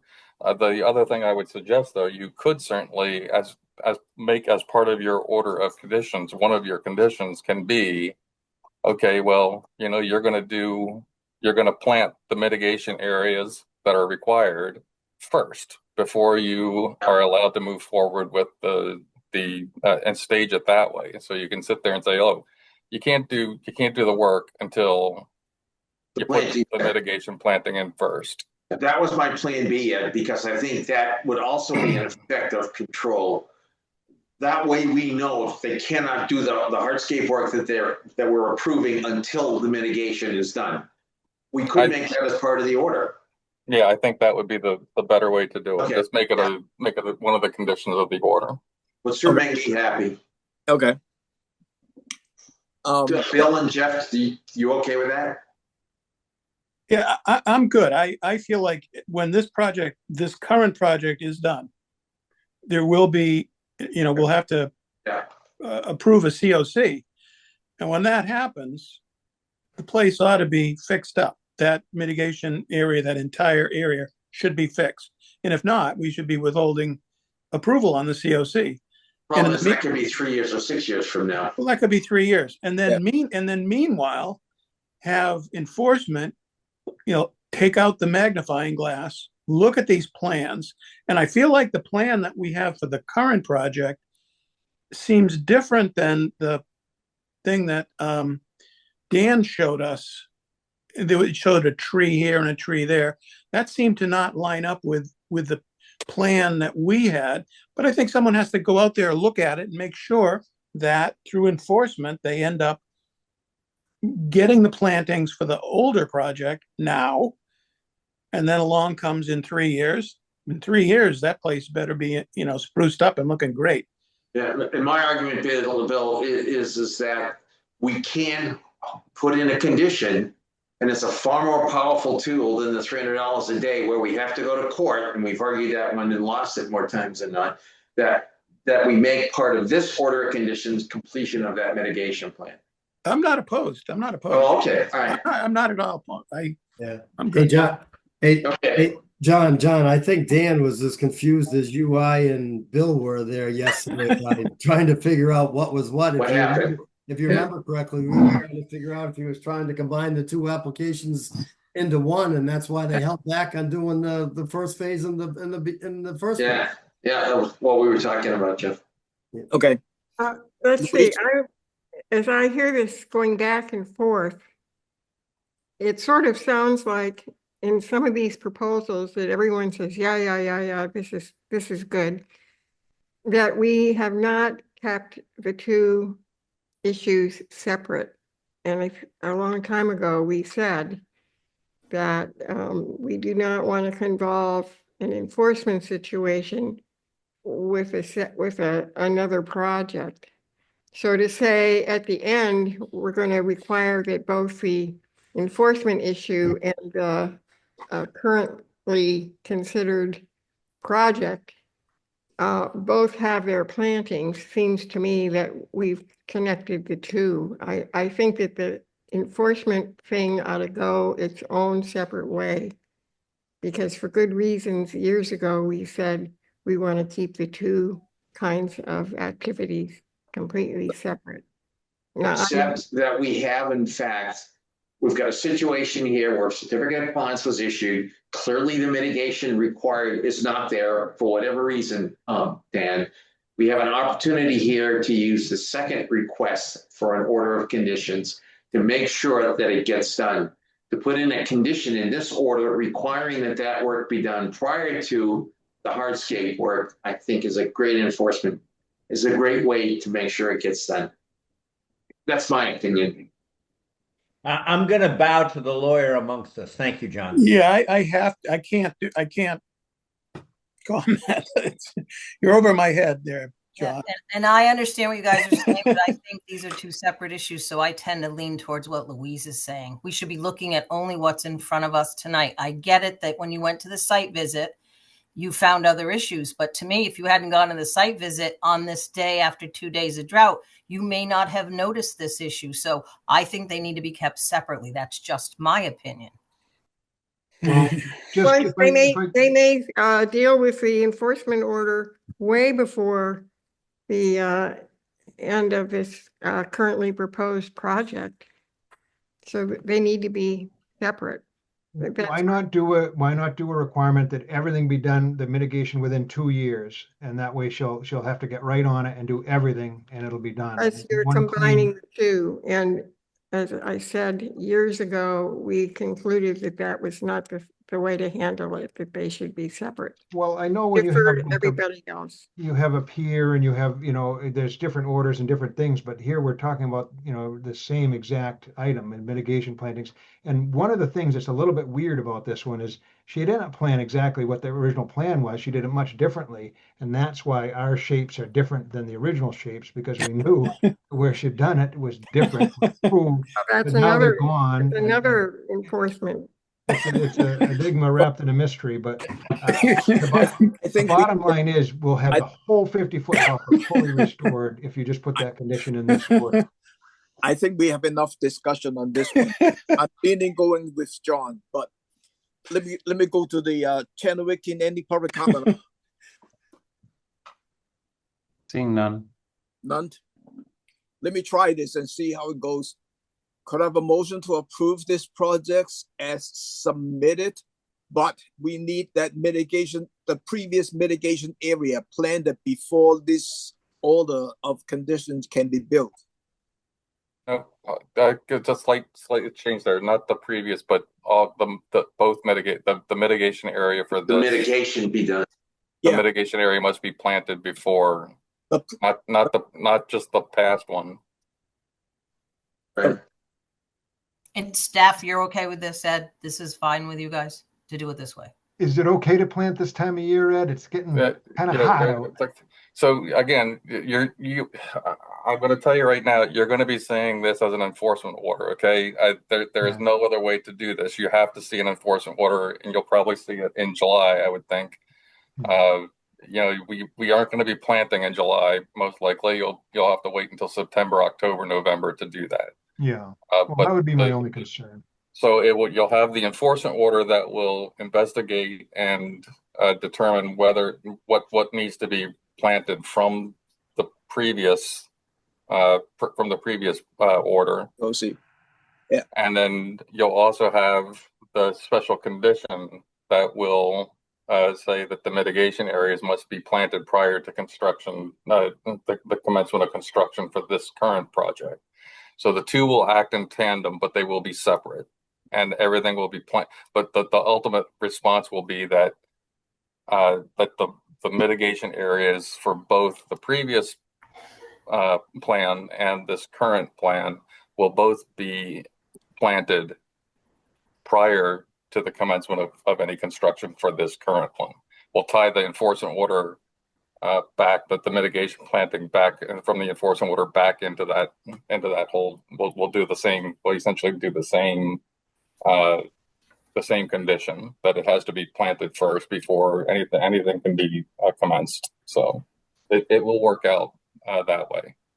Okay. I just wanted to make. Thank you. So in the motion, I just wanted to make sure that you were understanding that you were getting mitigation areas planted for both from the enforcement side as well as this current project. So that's all I was just trying to make that clarification. Okay, thanks. So the motion is to approve this project and allowing the mitigation planting from the previous from the previous COC burst, and does this project be planned before the actual construction can be started? Not allowing, requiring. Okay, requiring. Yes. So moved. Second. Roll call. Abadili, Aye. Foster, Abstain. Hearn, Aye. Kashulik, Aye. Lee, Aye. Sampu, Aye. and Tangney. Reluctant aye. So we'll go 6-1 with an abstention. Thank you. It's a long discussion on this one. Yeah, that was somewhat complex. I apologize for that, and but I think that's a great solution, and it'll make sure that it gets done. So a win-win. Thank you. Okay, thank you. The last NOI is Christopher Pike proposed raise and replace single-family dwelling and reconstructions of existing path at 882 Main Street, Contoured as shown on Assessors Map 035, Parcel 084. Dan? Good evening, Dan Ojala for the record. I'm a surveyor and civil engineer with Down Cape Engineering in Yarmouthport, and we're helping Christopher Pike out with an older site here on the beautiful area of Main Street, Cotuit, overlooking the Cotuit Bay. I'll share my screen so you can look at the project. And then let's see if we can pull it up here. Pike site plan. So this is the site plan that went out originally with the packet, and it was asked to be simplified a little bit. We had existing conditions, proposed conditions, and then an overlay of the existing and proposed, so you could, because oftentimes you say, well, geez, how does that match up? Instead, the staff thought, well, let's go to a 20 scale plan. It's a little bit bigger, and that way you can see with a little more specificity what we're doing. We also had a comment from an abutter. There's a large wooded area that drains down towards our property, and we were letting a little bit of water go into that 25 area. So instead, we created a little low point with an area drain. And again, this is outside your jurisdiction, but just that's the only change on the plan. It's identical to the other plan, except that we put this little area drain in for some natural area from the neighbor that's running onto our lot. And then it's very little. There's like a garden area here with a tiny bit of patio, but all the ADU roof is going into the dry well. The main house is going to a different dry well. So there's very little water in there, but we are handling what that's outside of the 50. So, I would bring up too, this site is, again, it's a beautiful site. It's on Cotuit Bay. Just as way of background, it's of interest here is a 1968 photograph showing the area. So we're in blue. And just so you know, this has been cleared since before the Wetlands Protection Act. They've got a gorgeous view out, but it's not like it was done recently. It's, again, this is 1968, 10 years before the act, and that large lawn to the neighbor, that wooded area is still there. If you bring it up to modern times, you can see that it's a similar situation. The clearing and the lawn on the neighbor, and then the current is here, same deal. So that's just publicly available information on the GIS mapping for Barnstable. So it's not anything that I handed in as part of the process, but just so you know. So the good news is the mitigation on this one is we're making things better. Existing, well, for the resource areas, we've got land underwater, land containing shellfish and so forth. You've got a salt marsh that transitions into a slope, which is not particularly steep, but then sharpens up into even a town coastal bank where it breaks. We've got town bank, and then where it becomes not the seaward face, and it's only 17% instead of 18. It's what you call a state coastal bank. So you guys generally concern yourselves more with the seaward facing local banks than the state bank. So we've got the delineation shown accordingly.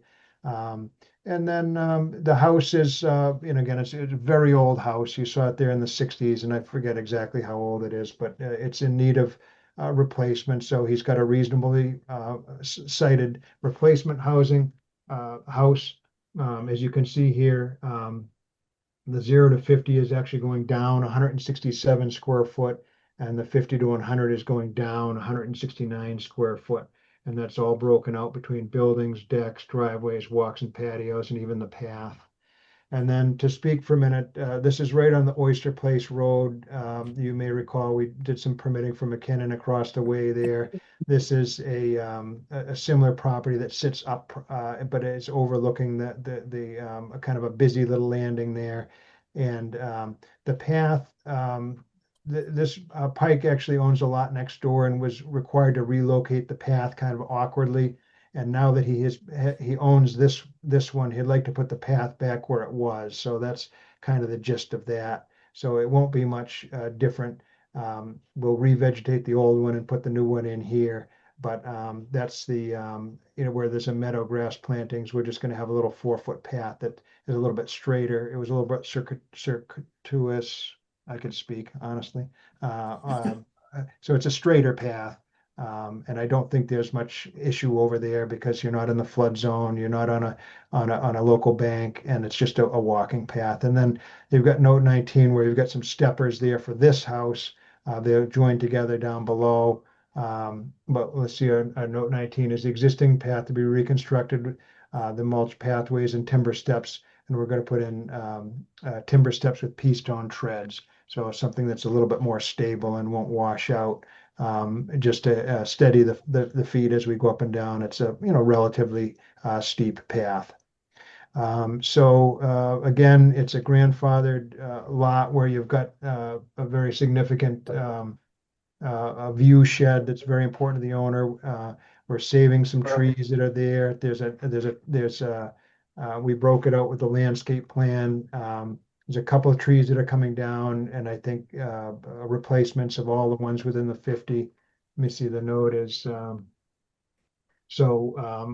note 22 with the meadow grass, would go over that really quickly. We're extending the edge of the meadow grass 25 feet by removing invasive species, and it's about almost 3,000 square foot of invasives, bittersweet and some other nasty invasives along the bank there. The 4-foot wide path from 2018 will be used for the beach access, the meadow grass to remain natural, with a 4-foot path to be maintained. So that's a nice Cape Cod-y, meadowy, beautiful habitat down there. The note 21 covers the trees. There's 6 trees that are going to be removed. There's 4 within the 100-foot buffer and 2 within the 50. And we're replacing those within the 50 with 2 trees, is my understanding. There's a landscape plan, and here they are here planted, and you can see those are both within the 50 and maintaining these over here. So that's the extent of the proposal. Again, it's an older site. It's being rehabbed. They were doing a little ADU that's out of your jurisdiction and when you do the septic for that, we're putting in a denitrifying septic. It's a microfast unit. There's a detail sheet on that. We won't bother with those details right now, but those units are pretty rigorous on removing nitrogen, which is one of the issues concerning a lot of these southern embayments. So we're happy to do that, even though the system is outside of the 100. It'll help somewhat in the long term. So we feel it's a good project. Again, you're going down on the hardscape. There's tree replacement, some meadow work and paths, but an old existing site, and we're treading lightly on the environment, especially down towards the salt marsh and the bank, and mitigating all the roof runoff with new dry wells that could conduit sand. Be glad to answer any questions if you do have them. Thank you. Thank you, Dan. Any question from the commissioner? Seeing none.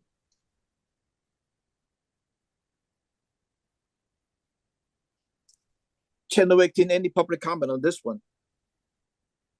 We've got DJ McKinnon and TB Eastman. DJ, if you want to unmute, give us your full name and address and go Sure. for it. Yeah, full name is Donald J. McKinnon, 910 Main Street. So we got a notice on this. I took it upon myself to take a look at the plans and just want to say that we're fully supportive of the work. We think it's a good plan, obviously designed by an excellent engineer. So just wanted to go on record that we fully support this. Thank you. Thank you. Any who's the other guy? Channel 18. You mentioned the second name. Yeah, TV Eastman. Yeah, go ahead. Excuse me, Terry Eastman, 884 Main Street. 880. Okay. I'm in a butter. And my question is, the plan notes 6 trees to be removed within the within either 50 foot or 50 to 100 feet of the bank. And just wondering why only 2 are being replaced and if you will be requiring that replacement of all of them. Depending on the locations, then where are those 6 trees on the plan? Yeah, so we thought we have the landscape plans are attached. We thought it pretty reasonable. Again, there was a couple of trees that are awkwardly placed for the addition and will be in the way. But the 50-foot buffer is the most protective zone, and so we thought that was the place for the replacement. We put 2 in there. Again, it's heavily treed in other areas on the site, which will remain. I don't think it's you've got kind of a view corridor there. I don't think it would be appropriate to block that. It's been there since the 60s. So I think it's pretty well fleshed out with vegetation right now, and would hopefully, between all the mitigation with the invasives removal, the planting of the wildflowers, and getting those meadows back in a beautiful form. I think the trees kind of take care of themselves on where we've got them, and would hope that there would be enough positive on here that you wouldn't be requiring additional trees per se. Thank you. A lot of times, we're more concerning about trees within the 50-foot buffer. If they're outside the 50-foot buffer, we look at the locations why, and usually we allow them to remove it. If they're removing the trees within the 50-foot buffer, we would ask him for replacement of equal numbers too. So, thank you. Channel 18, any more public comment on this? Arlene, did you have something? Just got a question. The NOI talks about 5 trees being removed. The plan talks about 6. Which is it, and where's the extra one?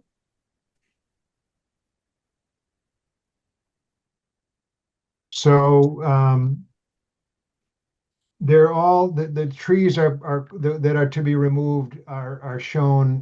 There's 2 that kind of look like one in the back. That might be the difference. Let me share my screen and I'll show you.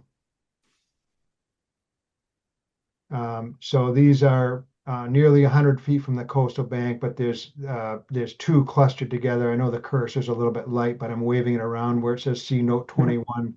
There's 2 there, 3, 4, 5, and 6. So the 2 might have looked like 1 to somebody, but we count 6. That's how we get to the 6. Okay. And one more question, Dan, if I might. You've got the line to the septic system, and I know it's landward of the 100, but though that cluster of trees, you're running the septic system line right through them. You're going to have to take those down, aren't you?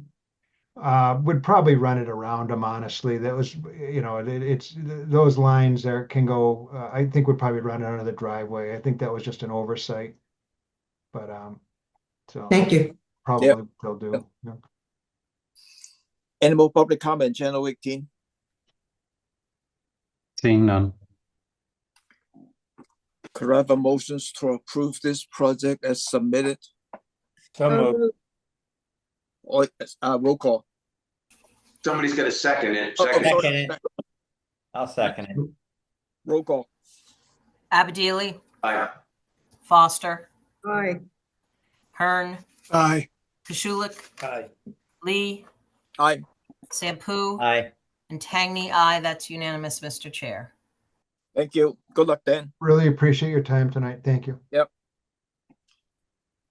We have one continuance. Sherman Smith proposed salt marsh protections and restorations at 0 and 87 Salton Point Road, Barnstable, as shown on the Assessors Map 280, parcel 014 and 015. Jen? I am Excuse here. me, Tom, I'm sorry, but we had a request for a continuance from somebody, didn't we? And should that be a question for the applicant? The DMF has asking for additional time to do the review. So I think the Jen wants to start the hearing, but we are not closing it. Oh, okay, so we're gonna have to end up in a continuance somehow. Correct. But you want to open testimony tonight? Yeah. Works for me. Thank you. Sorry for the interruption. That's okay. Hi, Jen. Hello, good evening. For the record, Jen Crawford, Crawford Land Management. So it's already been a long night, and this is a long and detailed project, so I will do my best to present to you a summary version, and then am more than happy to answer any questions or comments that you have about it. So this project is located at 87 Salton Point, as well as parcel 0 on Salton Point. It's located in Barnstable Harbor, and it includes proposed work on both of those parcels. 87 Salton Point is owned solely by the applicant, and parcel 0 is owned 2/3 by the applicant and 1/3 by Sarah Reber and Alyssa Pack. Over recent years, as I'm sure you're all well aware, large portions of this marsh system have been rapidly degrading, and a lot of area has already been lost. We were approached by this applicant who has observed these rapid changes through the years and was very interested in exploring ways to slow this degradation and loss, stop it, or even hopefully restore parts of it. So after a multitude of site observations and investigations, a lot of research, consulting with multiple entities like Mass Audubon, your shellfish biologist for town of Barnstable, and numerous others, we have proposed the project that's in front of you tonight. This project is set up to have 3 overarching goals. The first is to, and actually, you know what? I can throw a plan up here. It's always better to talk from a plan. Right. Thank you. Yes, absolutely.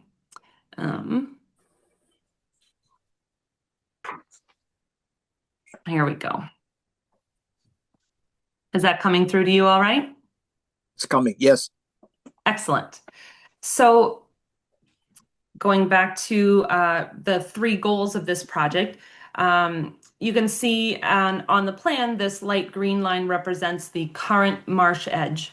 So the first goal of this project is really to protect and stabilize this current edge of marsh.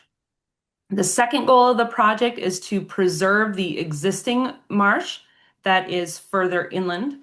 And parts of that are deteriorating. Much of that is due to slightly lower elevations where water is sitting and creating conditions in which the salt marsh grasses are deteriorating. The third goal of the project is to hopefully recreate or restore marsh that has been lost, and that's represented in these purple areas. So in our project narrative, we show 2 aerial photos of this general project area, one from 2007 and one from 2021. And the reason we did that was to just be able to demonstrate the rapid loss of salt marsh during that very short time period. The project area basically focuses in this same area of lost marsh since 2027. So previously that marsh was roughly in the same location as the purple line that we're showing. So going back to the first project goal here, to protect and stabilize the leading edge, which is represented where the blue line is basically. And I'm going to flip down to our one of our project sections because this portion of the project is best represented by this configuration in the middle. We are proposing to install biodegradable coir logs with compatible sediment in places such as this, where we have a large loss or a shelf of peat remaining, in order to create a salt marsh edge that transitions much more gently down to the flats than the kind of cleaved hard edges of this marsh edge that are currently there. In doing so, it will provide the existing marsh edge with a better, an ability to hopefully better buffer tidal fluctuations and wave energy through this system. This area, as represented in the section cut, will also be revegetated with marsh grasses in the hope that they will take. The second goal of the project, as I stated before, is in these upland portions, or further upland portions, so to speak, of the salt marsh, is to really preserve this existing marsh and to hopefully encourage the areas that are deteriorating to be able to reestablish. So one of the ways that we would do this is in areas that are slightly lower than those surrounding it, I should say. And these can be lower by anywhere from a ½ inch up to a couple inches, but either way, they're very slight depressions. So what we are proposing to do is to raise these depressions up to at least the surrounding elevations in order to promote better drainage, and that these areas will be replanted as well. And I believe that this is illustrated further in this. There's not much to see, honestly, because they're very slight maneuvers that we're looking to make, but the hope is that with the raised elevation that they will have better drainage, which then can support salt marsh vegetation again. The third goal of this project, as is kind of demonstrated with these purple lines, so to speak, and then in the section view is demonstrated with this portion of the section cut, is hopefully to restore marsh that has been lost. In order to do this, the first thing that we need to do is to promote the accumulation of sediment in this area. We're proposing to utilize modular breakwaters and shell bags in order to do this. So the modular breakwaters are shown as these small interventions with shell bags or shell tubes shown behind them. There are many reasons why we chose this modular breakwater system for this project. Some of them include simply the fact that because they are smaller and modular units, we don't need equipment in order to place them. They can be placed by hand.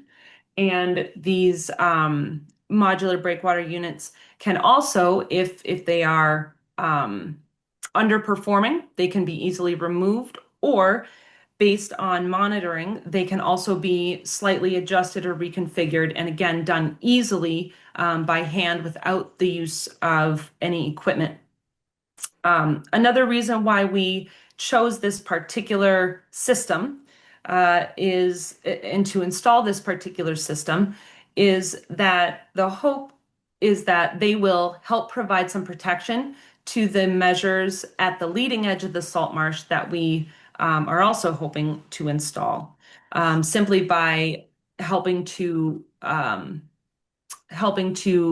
absorb some of the wave energy and tidal fluctuations that come through this area regularly.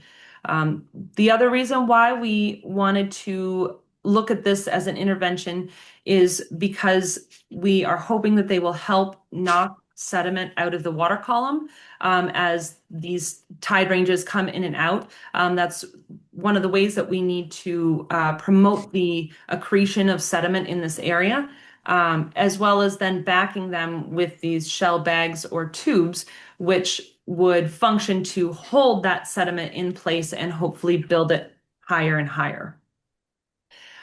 So that's the very summary version of what we are proposing for the project. We have met with the the DMF reviewer, as well as the shellfish constable and the shellfish biologist after we submitted our initial application. All three of them provided us with wonderful comment and questions and ways that they felt that the project could be even better. And so we have actually already been able to incorporate those comments and conversations that we had with all three of them into this set of documents that's before you. You'll see on our plans some of these revisions that are noted in the red cloud, as well as throughout our project narrative, any language updates or additions that we did that came out of those conversations with DMF and the shellfish constable and biologist are noted in red. And like we discussed at the beginning, we know that we will need to take a continuance tonight because DMF has requested a little bit more time to review the revisions that we have submitted. But I am very excited, actually. I don't say that about too many projects that I have to bring before commissions, but I am actually very excited to hear your thoughts and comments on what we've proposed. Thank you, Jen. This project was a continuance from May 13 without testimony because at that time, DEP was asking the applicant to file the ecological restorations permit. And correct. What Jen was filing in this revised applications. And correct. There is 2 support letter from the neighbor from 85 Southern Point and 97 Southern Point to support this project.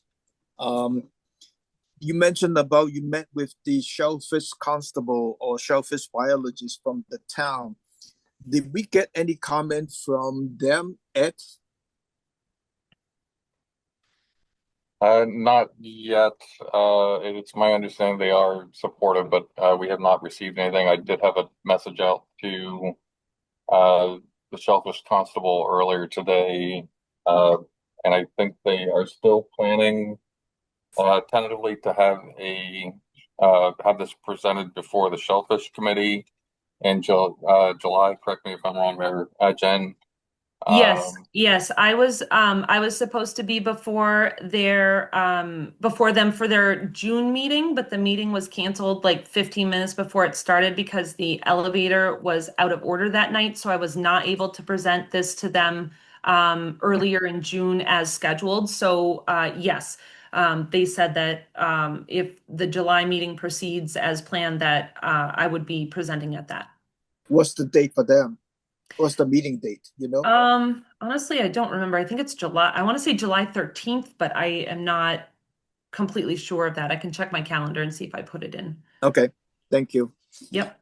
Question from the commissioner. Let me see. Bill. Yeah, I would be interested to hear what the Shellfish Committee and Liz Lewis and company think before we approve. And if July 13th, that's coming up relatively soon. I noticed in the narrative, the problem with the salt marsh, nutrient pollution is blamed, as is burrowing crabs and saturated soil and poor drainage, but I don't believe it references rising water surface elevations.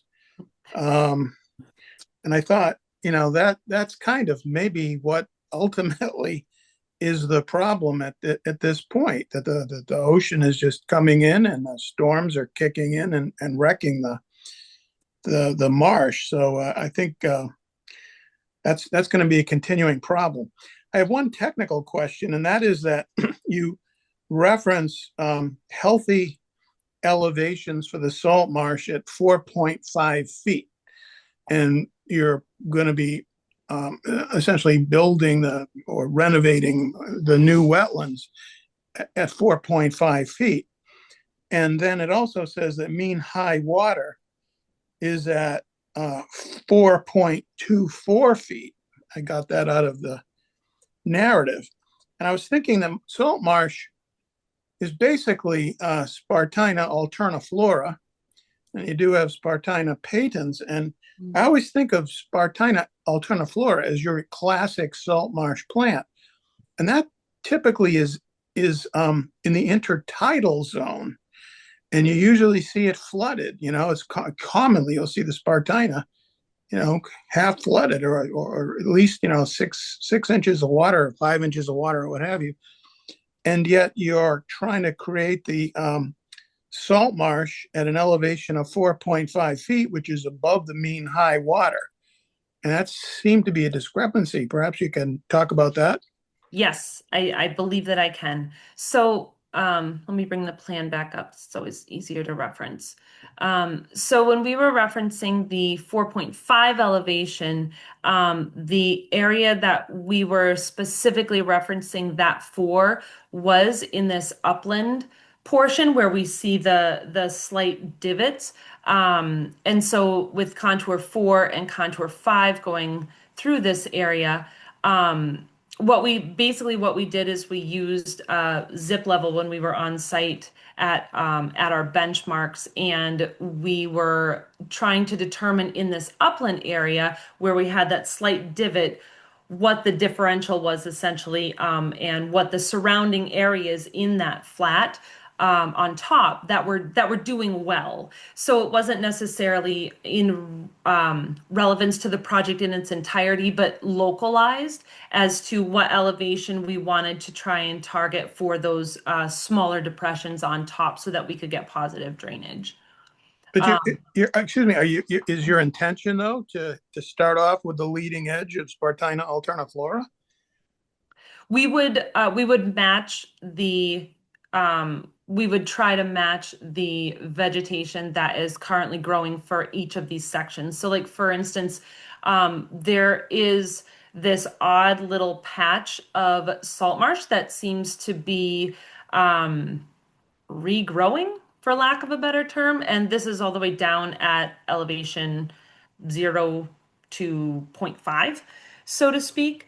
And so that's why also on our plant list, we've included a variety of species for these areas. So, and we would, I believe that's high marsh grass in this. Yeah, that'd be like Peyton's. Mm-hmm. Yep. So did that answer your question? I think that answered your question. Yeah. Well, kind of. I just wonder. I'm thinking that maybe in this little area that you circled there, that's at the elevation 0.2 or what have you. Maybe that's where Spartina alterniflora. The tall cord grass. That's typical of the salt marsh. And beyond that, I'm just wondering where you're putting in these whatever they were, core logs or whatever you're trying to build up. Right about where your cursor is there. Yep. In that area. I mean, I was thinking you were trying to create salt marsh, and yet I'm not sure what the elevation is or whether you'd end up getting salt marsh cordgrass growing there. Right. Yeah, it'll be between those upper elevations of the 4.5 and then the lower elevations, really. So that's going to be in the area in between. And it used to be salt marsh. And there's salt marsh growing lower and there's salt marsh growing higher. So we're hoping that if we can create a stable edge, that one or the other will like it there, is the hope. I personally, I don't think that this is a bad thing, but I'm wondering how successful you might be. Kind of a good luck.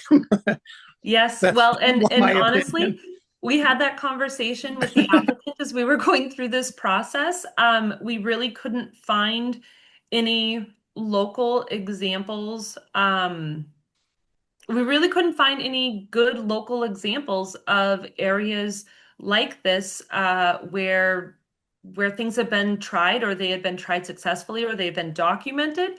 And so we were very upfront with the applicant when we said, listen, if you're willing to take a shot with us, we're willing to do the research into what we can find and to use our experience that we have from working in some of these systems around Cape Cod, and to see if we can have any successes here.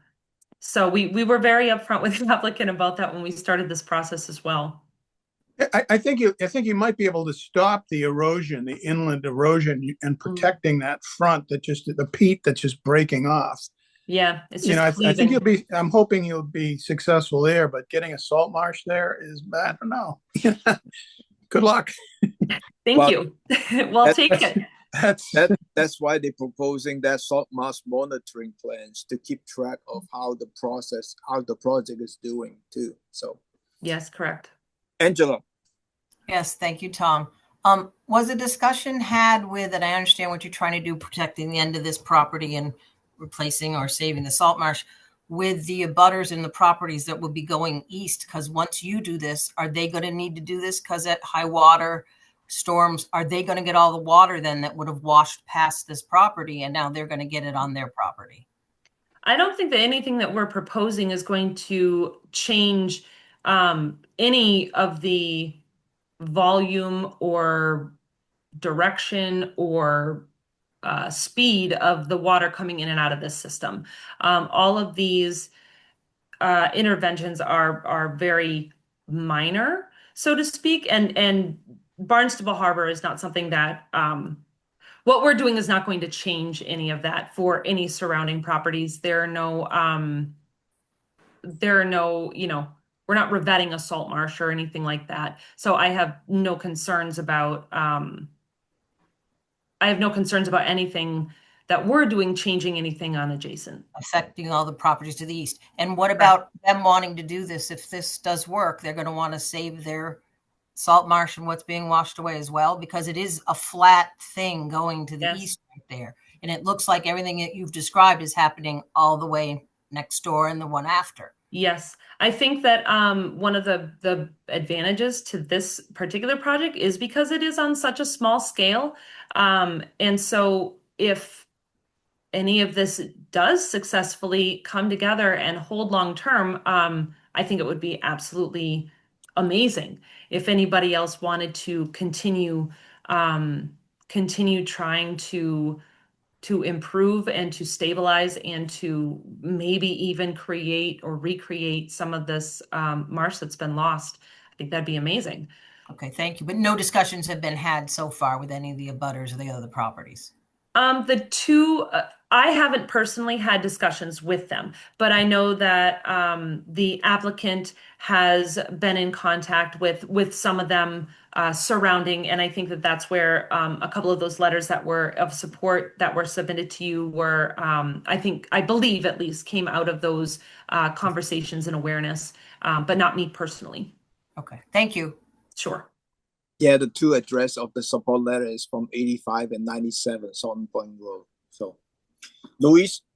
I was interested in the systems that you're proposing to encourage sand accretion. Shell bag with array of what are they, metal stakes or wood, or what are they that are seaward of those shell bags? So what they actually are is small concrete blocks, but they are not just a chunk of concrete. They are kind of like 3D puzzle pieces, so to speak. So they fit together, and for lack of a better term, I guess, kind of lock together because they have pieces that go up and down and do kind of fit like 3D puzzle pieces, but they're not solid. So these units, so to speak, are used in various installations to create sometimes living reefs, artificial reefs rather. They're one of the trade names that they go by is oyster castles. And so in certain applications, they are intended to also recruit shellfish. That is not our intended use of them or not our priority intended use of them. They're really to be intended as breakwaters to help knock that sediment out of the water column and help accrete. The shell bags are really very simple, so to speak. We are proposing to use locally sourced shells. It doesn't have to be oyster shell, it can be any shell. And in our conversations with the shellfish constable, one of her concerns, and we have taken that concern and worked that language into our plan documents. But one of her concerns was that any shells used for this purpose be appropriately aged so that they did not they would have a very low likelihood then of spreading any sort of disease or bacteria if they were not from Barnstable Harbor themselves, so to speak. So that is something that we did work into our project documents. And she said that it was very likely that we would need to probably age those shells ourselves because there really isn't a reliable or certified source, so to speak, for shells that have been aged for at least a year. And so we spoke to her about that, and that's not a large amount that we would be using. So we actually have the appropriate amount of space within our company where if this project moves forward, we would need to get a Chapter 91 license and go through some other things yet. So we would have the appropriate amount of time to actually age those shells ourselves to make sure that we are adhering to that concern and following through with being proper stewards. So have these oyster castles been used for accretion purposes before? Is this just So yes, so that is something that that they are intended to do as well. I don't need to. I guess I can send you a link to it. But there are case studies and there are different organizations from different states that have used these and that have monitored them and have successfully documented an accumulation of sediment in similar types of situations. So yes. Good. Interesting. Thank you. Yep. So before I forgot, Jen, can you send us the link for information? I'm curious. Yes. Yeah, absolutely. And like I said, it was difficult for us in our research to find examples that we felt were comparable. There's a multitude of different things that are done up and down the coastlines, but as you know, it's all different. But yes, I'm happy to put together some links and send them your way. Absolutely. Thank you. Pete? So to start with, I'm actually pretty excited about a potential here, but I will make a couple observations. And I think it was down on North Bay. It was the south side where someone wanted to diminish wave action erosion within one of those embayments by the placing of rocks. And I can't remember the outcome of that. Can anyone help me on that? I probably would have voted for it, but I thought it didn't pass. Did anyone remember that down? It was on the north side of Great Island, I think. What, Pete, do you remember the time frame? Couple years ago. Oh boy. Anyways, so sorry. That's okay. There was one that I think Arlene was proposing that was yeah, they're building sort of just offshore these rock wave breakers. Yes, a wave breaker. Yeah.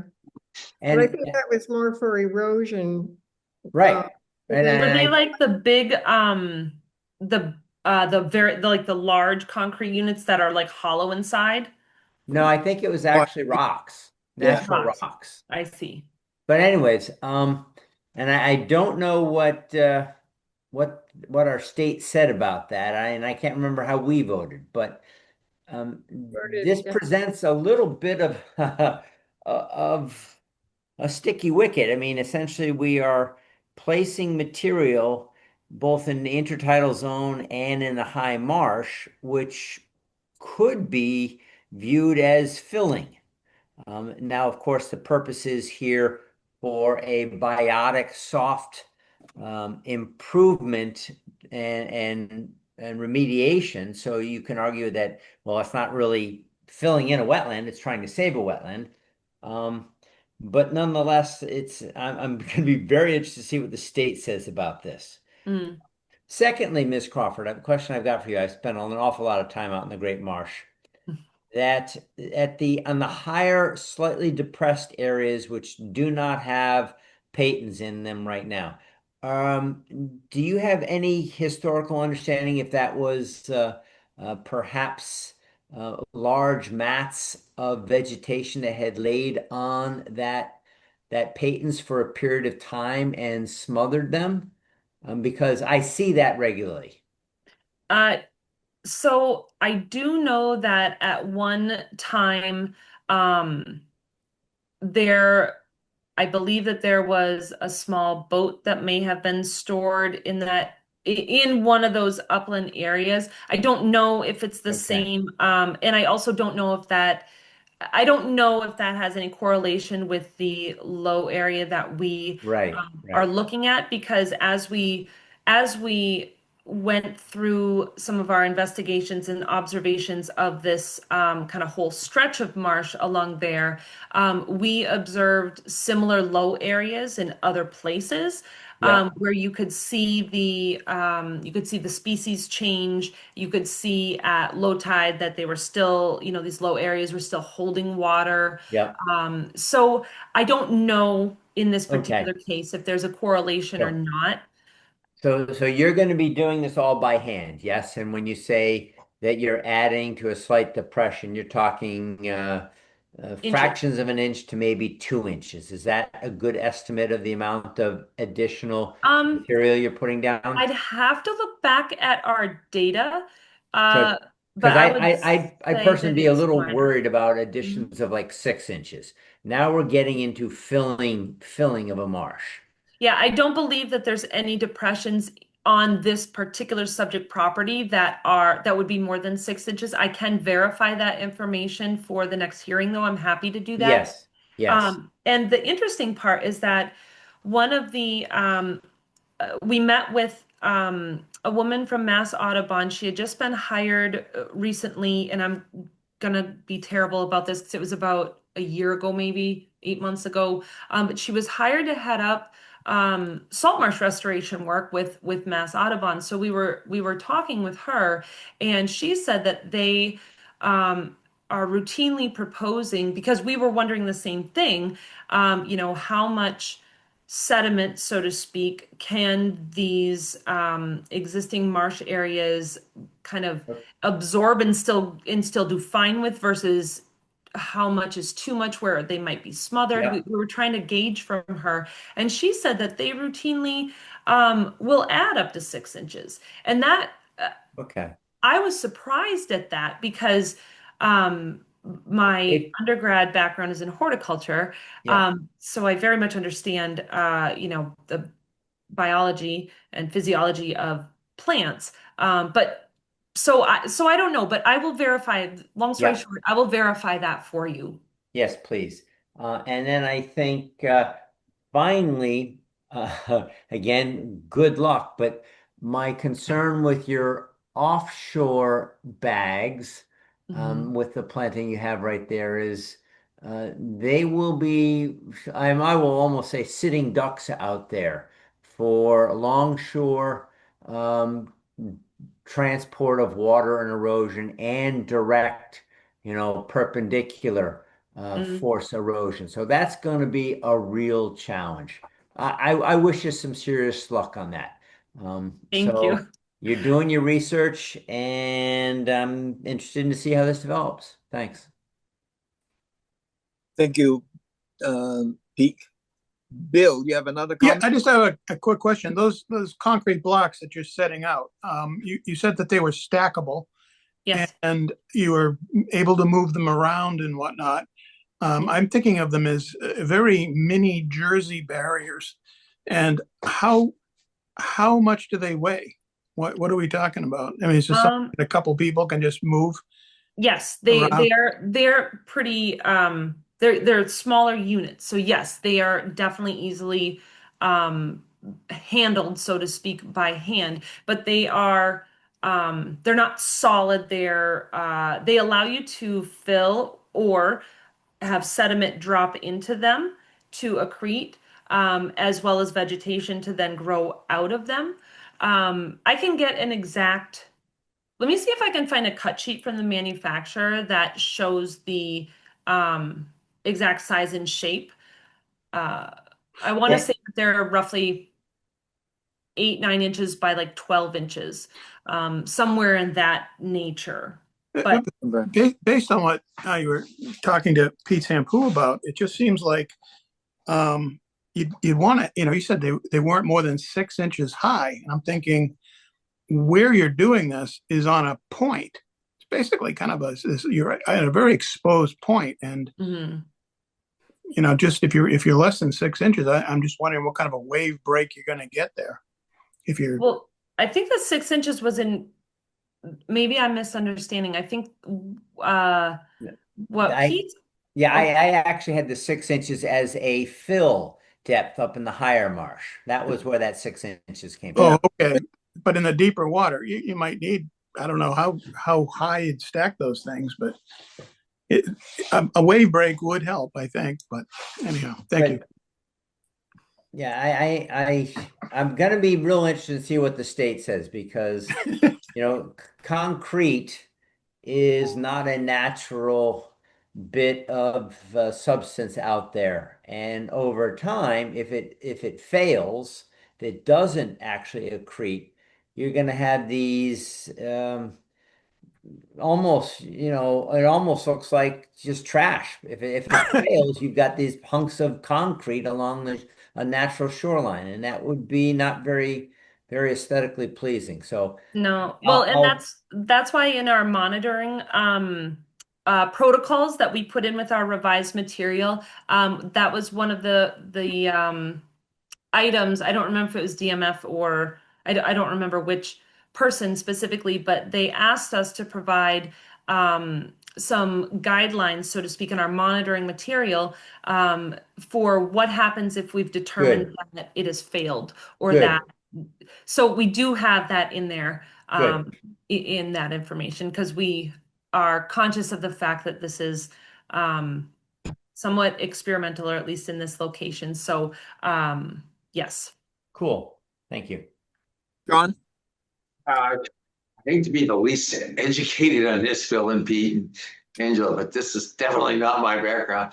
I just wonder, is there a downside? Is there a risk that we're taking in this that is irreparable if it doesn't work? I don't know the answer to the question, but that's the fear that I have. I don't know, maybe you folks could address that.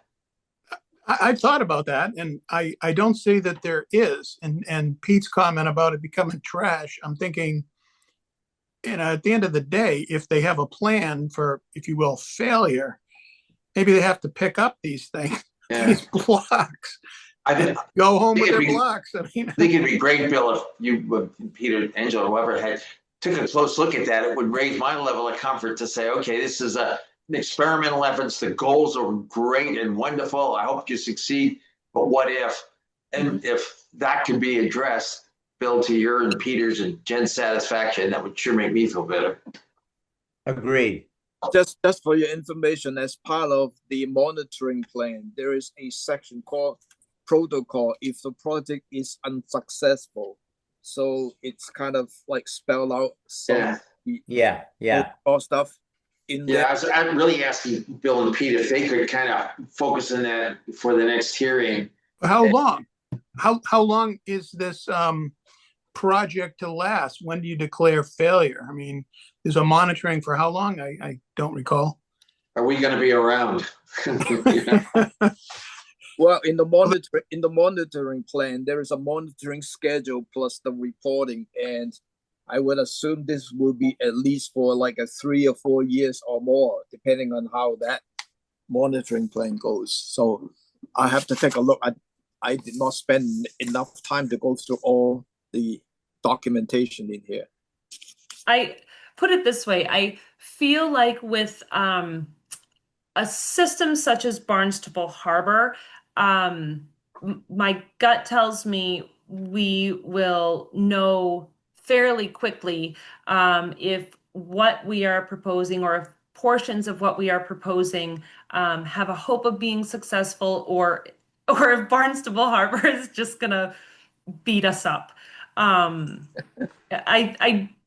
that's what my gut tells me. I have nothing to back that up, but I'd agree with Ms. Crawford there. I was yeah, gonna say, Jen, that's an educated gut, though. yeah, I know. I apologize, but I'm a resident No, of that's West great. Barnstable. My kids are growing up on Sandy Neck Beach. I love this system in this area. Probably the most on Cape Cod, which is why I'm living here. So I'm hopeful that we can find some successes. I'm not silly enough to think that all three of these things are going to be, wildly successful. But if we can have some small wins, if we can have some wins, I'll take it. Go for it. Thank you. Thank you. Ed, do you have any comments to add? At this late hour, no. But I would just say, I mean, I find the whole project quite intriguing. I am excited with the potential. I wish you luck. I mean, I still my only real concern, and I totally agree with Jen and Pete. I think you're going to find relatively quickly whether or not this is a success or not. That's a high energy area, and I think my only concern with the design is that, and I fully support the design. I think it's a great plan. My only concern is whether or not you're going to start seeing, instead of wave deflection, like I believe Angela was talking about. I'd be more concerned with actual just run up and over the slope, because again, where you now have 3-4 feet of peat bank that's getting crashed into all the time. Now you're going to be creating a nice gentle run up for it, and that's what's supposed to happen. That's what nature says, but that may just cause too much energy to allow for any real growth of salt marsh behind it. But again, we'll see, and that doesn't mean the project is a failure. That's just what's to be expected. Yeah. So yeah, I'm looking forward to it. I do want to hear what DMF has to say, and I might have more after that point. So, thank you, Ed. Ken or Wick, any public comment on this one? We do have a few members of the neighborhood in attendance. If any of you would have a comment or a question, now's the time. Hello? Yeah, hi, Ken. Can you mention your name and the address? Yes, this is Ken Pack, 89 Salton Point Road. I'm here with Betsy Barnard. We have full powers of ownership on the property and represent the owners. And we are inclined to support the project. We haven't fully reviewed the plan or the revised plan, which we received today. But we are inclined to support it. But I do want to say that we're participating without waiving any of our existing rights to ownership, and the deed speaks for itself. And we'll look forward to the resumption of the hearing. Anything to add? Thank you. Thank you. Any more public comment on this one? Yeah, I'm in a butter as well. What is your address? So I'm speaking on behalf of the NAB Trust. Our address is 93 and 95 Salton Point. So we are the abutters directly to the east that were being referenced, specifically by Angela. I have a few questions, but to start with, we do have some concerns as to what might be the impact to our shoreline. And, people were sort of joking about what failure might look like if this does fail. But if this does fail and have a negative impact on our shoreline, we sort of would like some clarity on, will there only be monitoring of the proposed project? Will there be monitoring of the surrounding shoreline to ensure that the project is not having a detrimental effect on our shoreline? Those are some pretty large concerns that we have. And then I have some other questions too. I don't know if I should just voice them all or if, we will take a continuance. So, okay. we are not finished on this application yet. If you want to voice your questions, so let Jen know so she can try to answer it if it's not now, or it can be in the continuous next meeting. Or submit a letter, Yeah.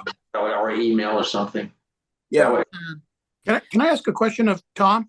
Yeah, go ahead. Or she brings a very good point up. Normally, when we are monitoring projects, we are monitoring what's happening on the property. But here you're out affecting, literally potentially affecting. I'm not saying it's going to happen, but I mean, she brings up a reasonable point. Do we have the authority to impose a monitoring that incorporates the adjacent property? I mean, is that something we can do? I don't know that. I mean, I don't know that. I have to go and check. Maybe John can chime in with your legal opinion. I don't have knowledge to answer that, Bill, but my initial instinct would be the answer is yes, provided that we're talking about an environmental impact, not some other thing. But well, exactly. Right, exactly. So I think you're raising a good point, a good question that should be considered in the reporting. Okay. In the monitoring.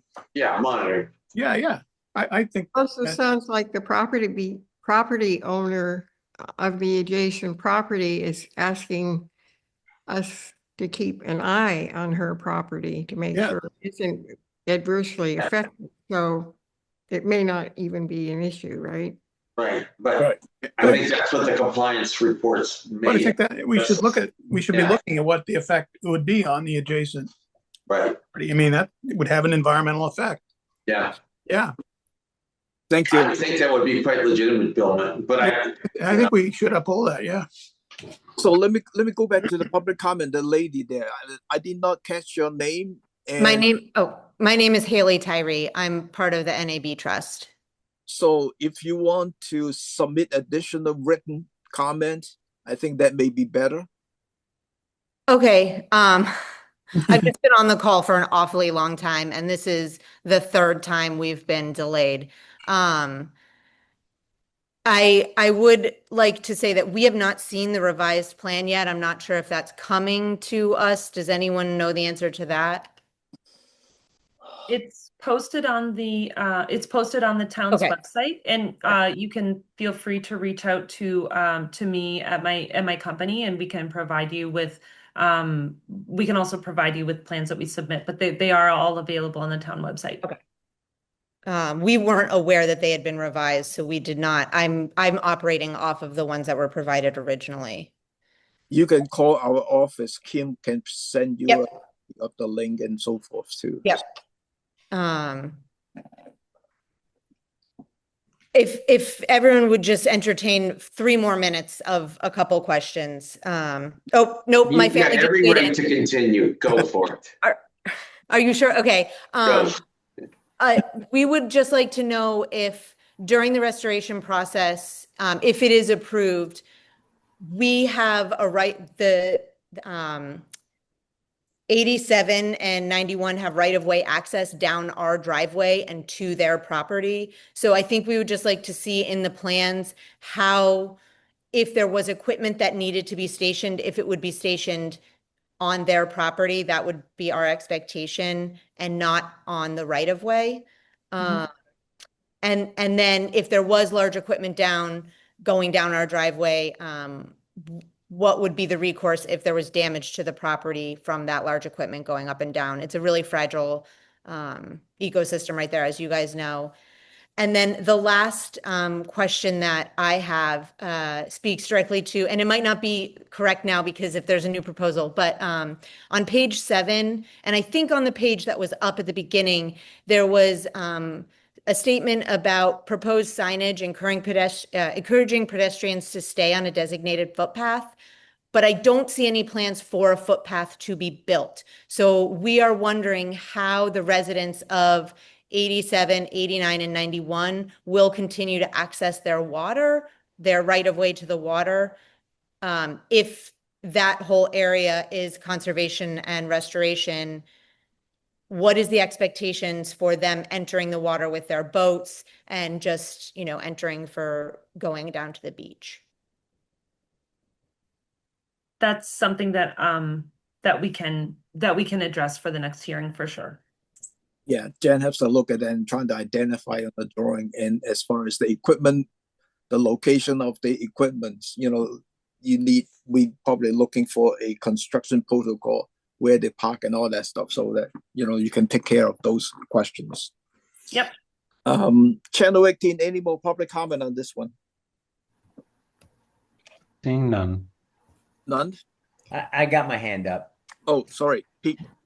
Yeah, I actually like to let folks know that Shoestring Bay, I fished the mouth of that quite a bit and have for 20 years now.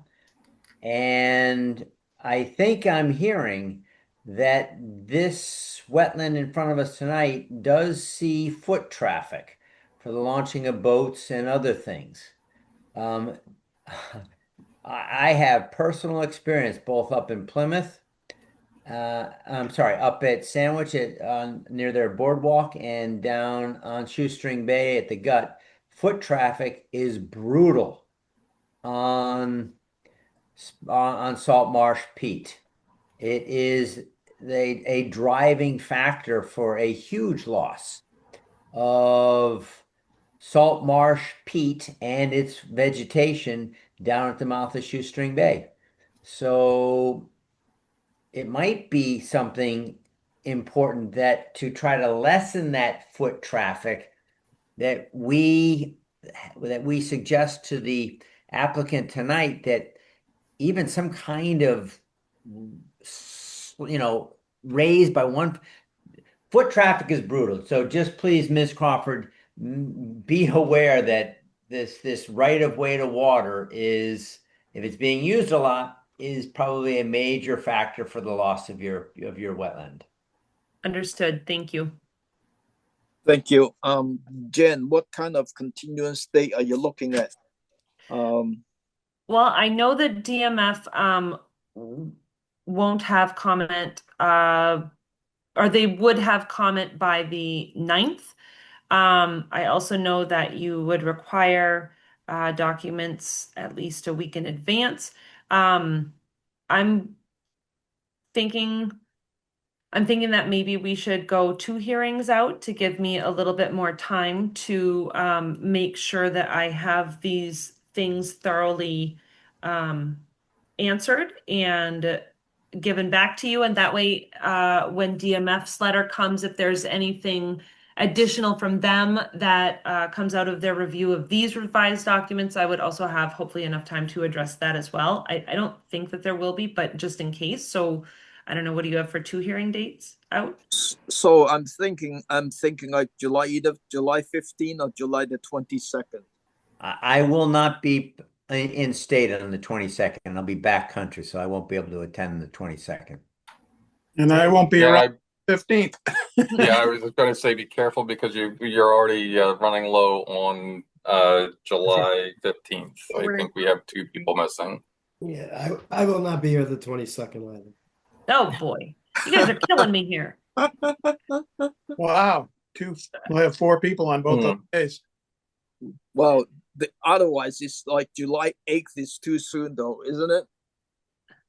Yeah, I could try for July 8th, but I may end up requesting a continuance. I don't know if you would be okay with that, or knowing that I may be requesting a continuance. I can certainly try for July 8th and see if I can get all the answers that I need by then.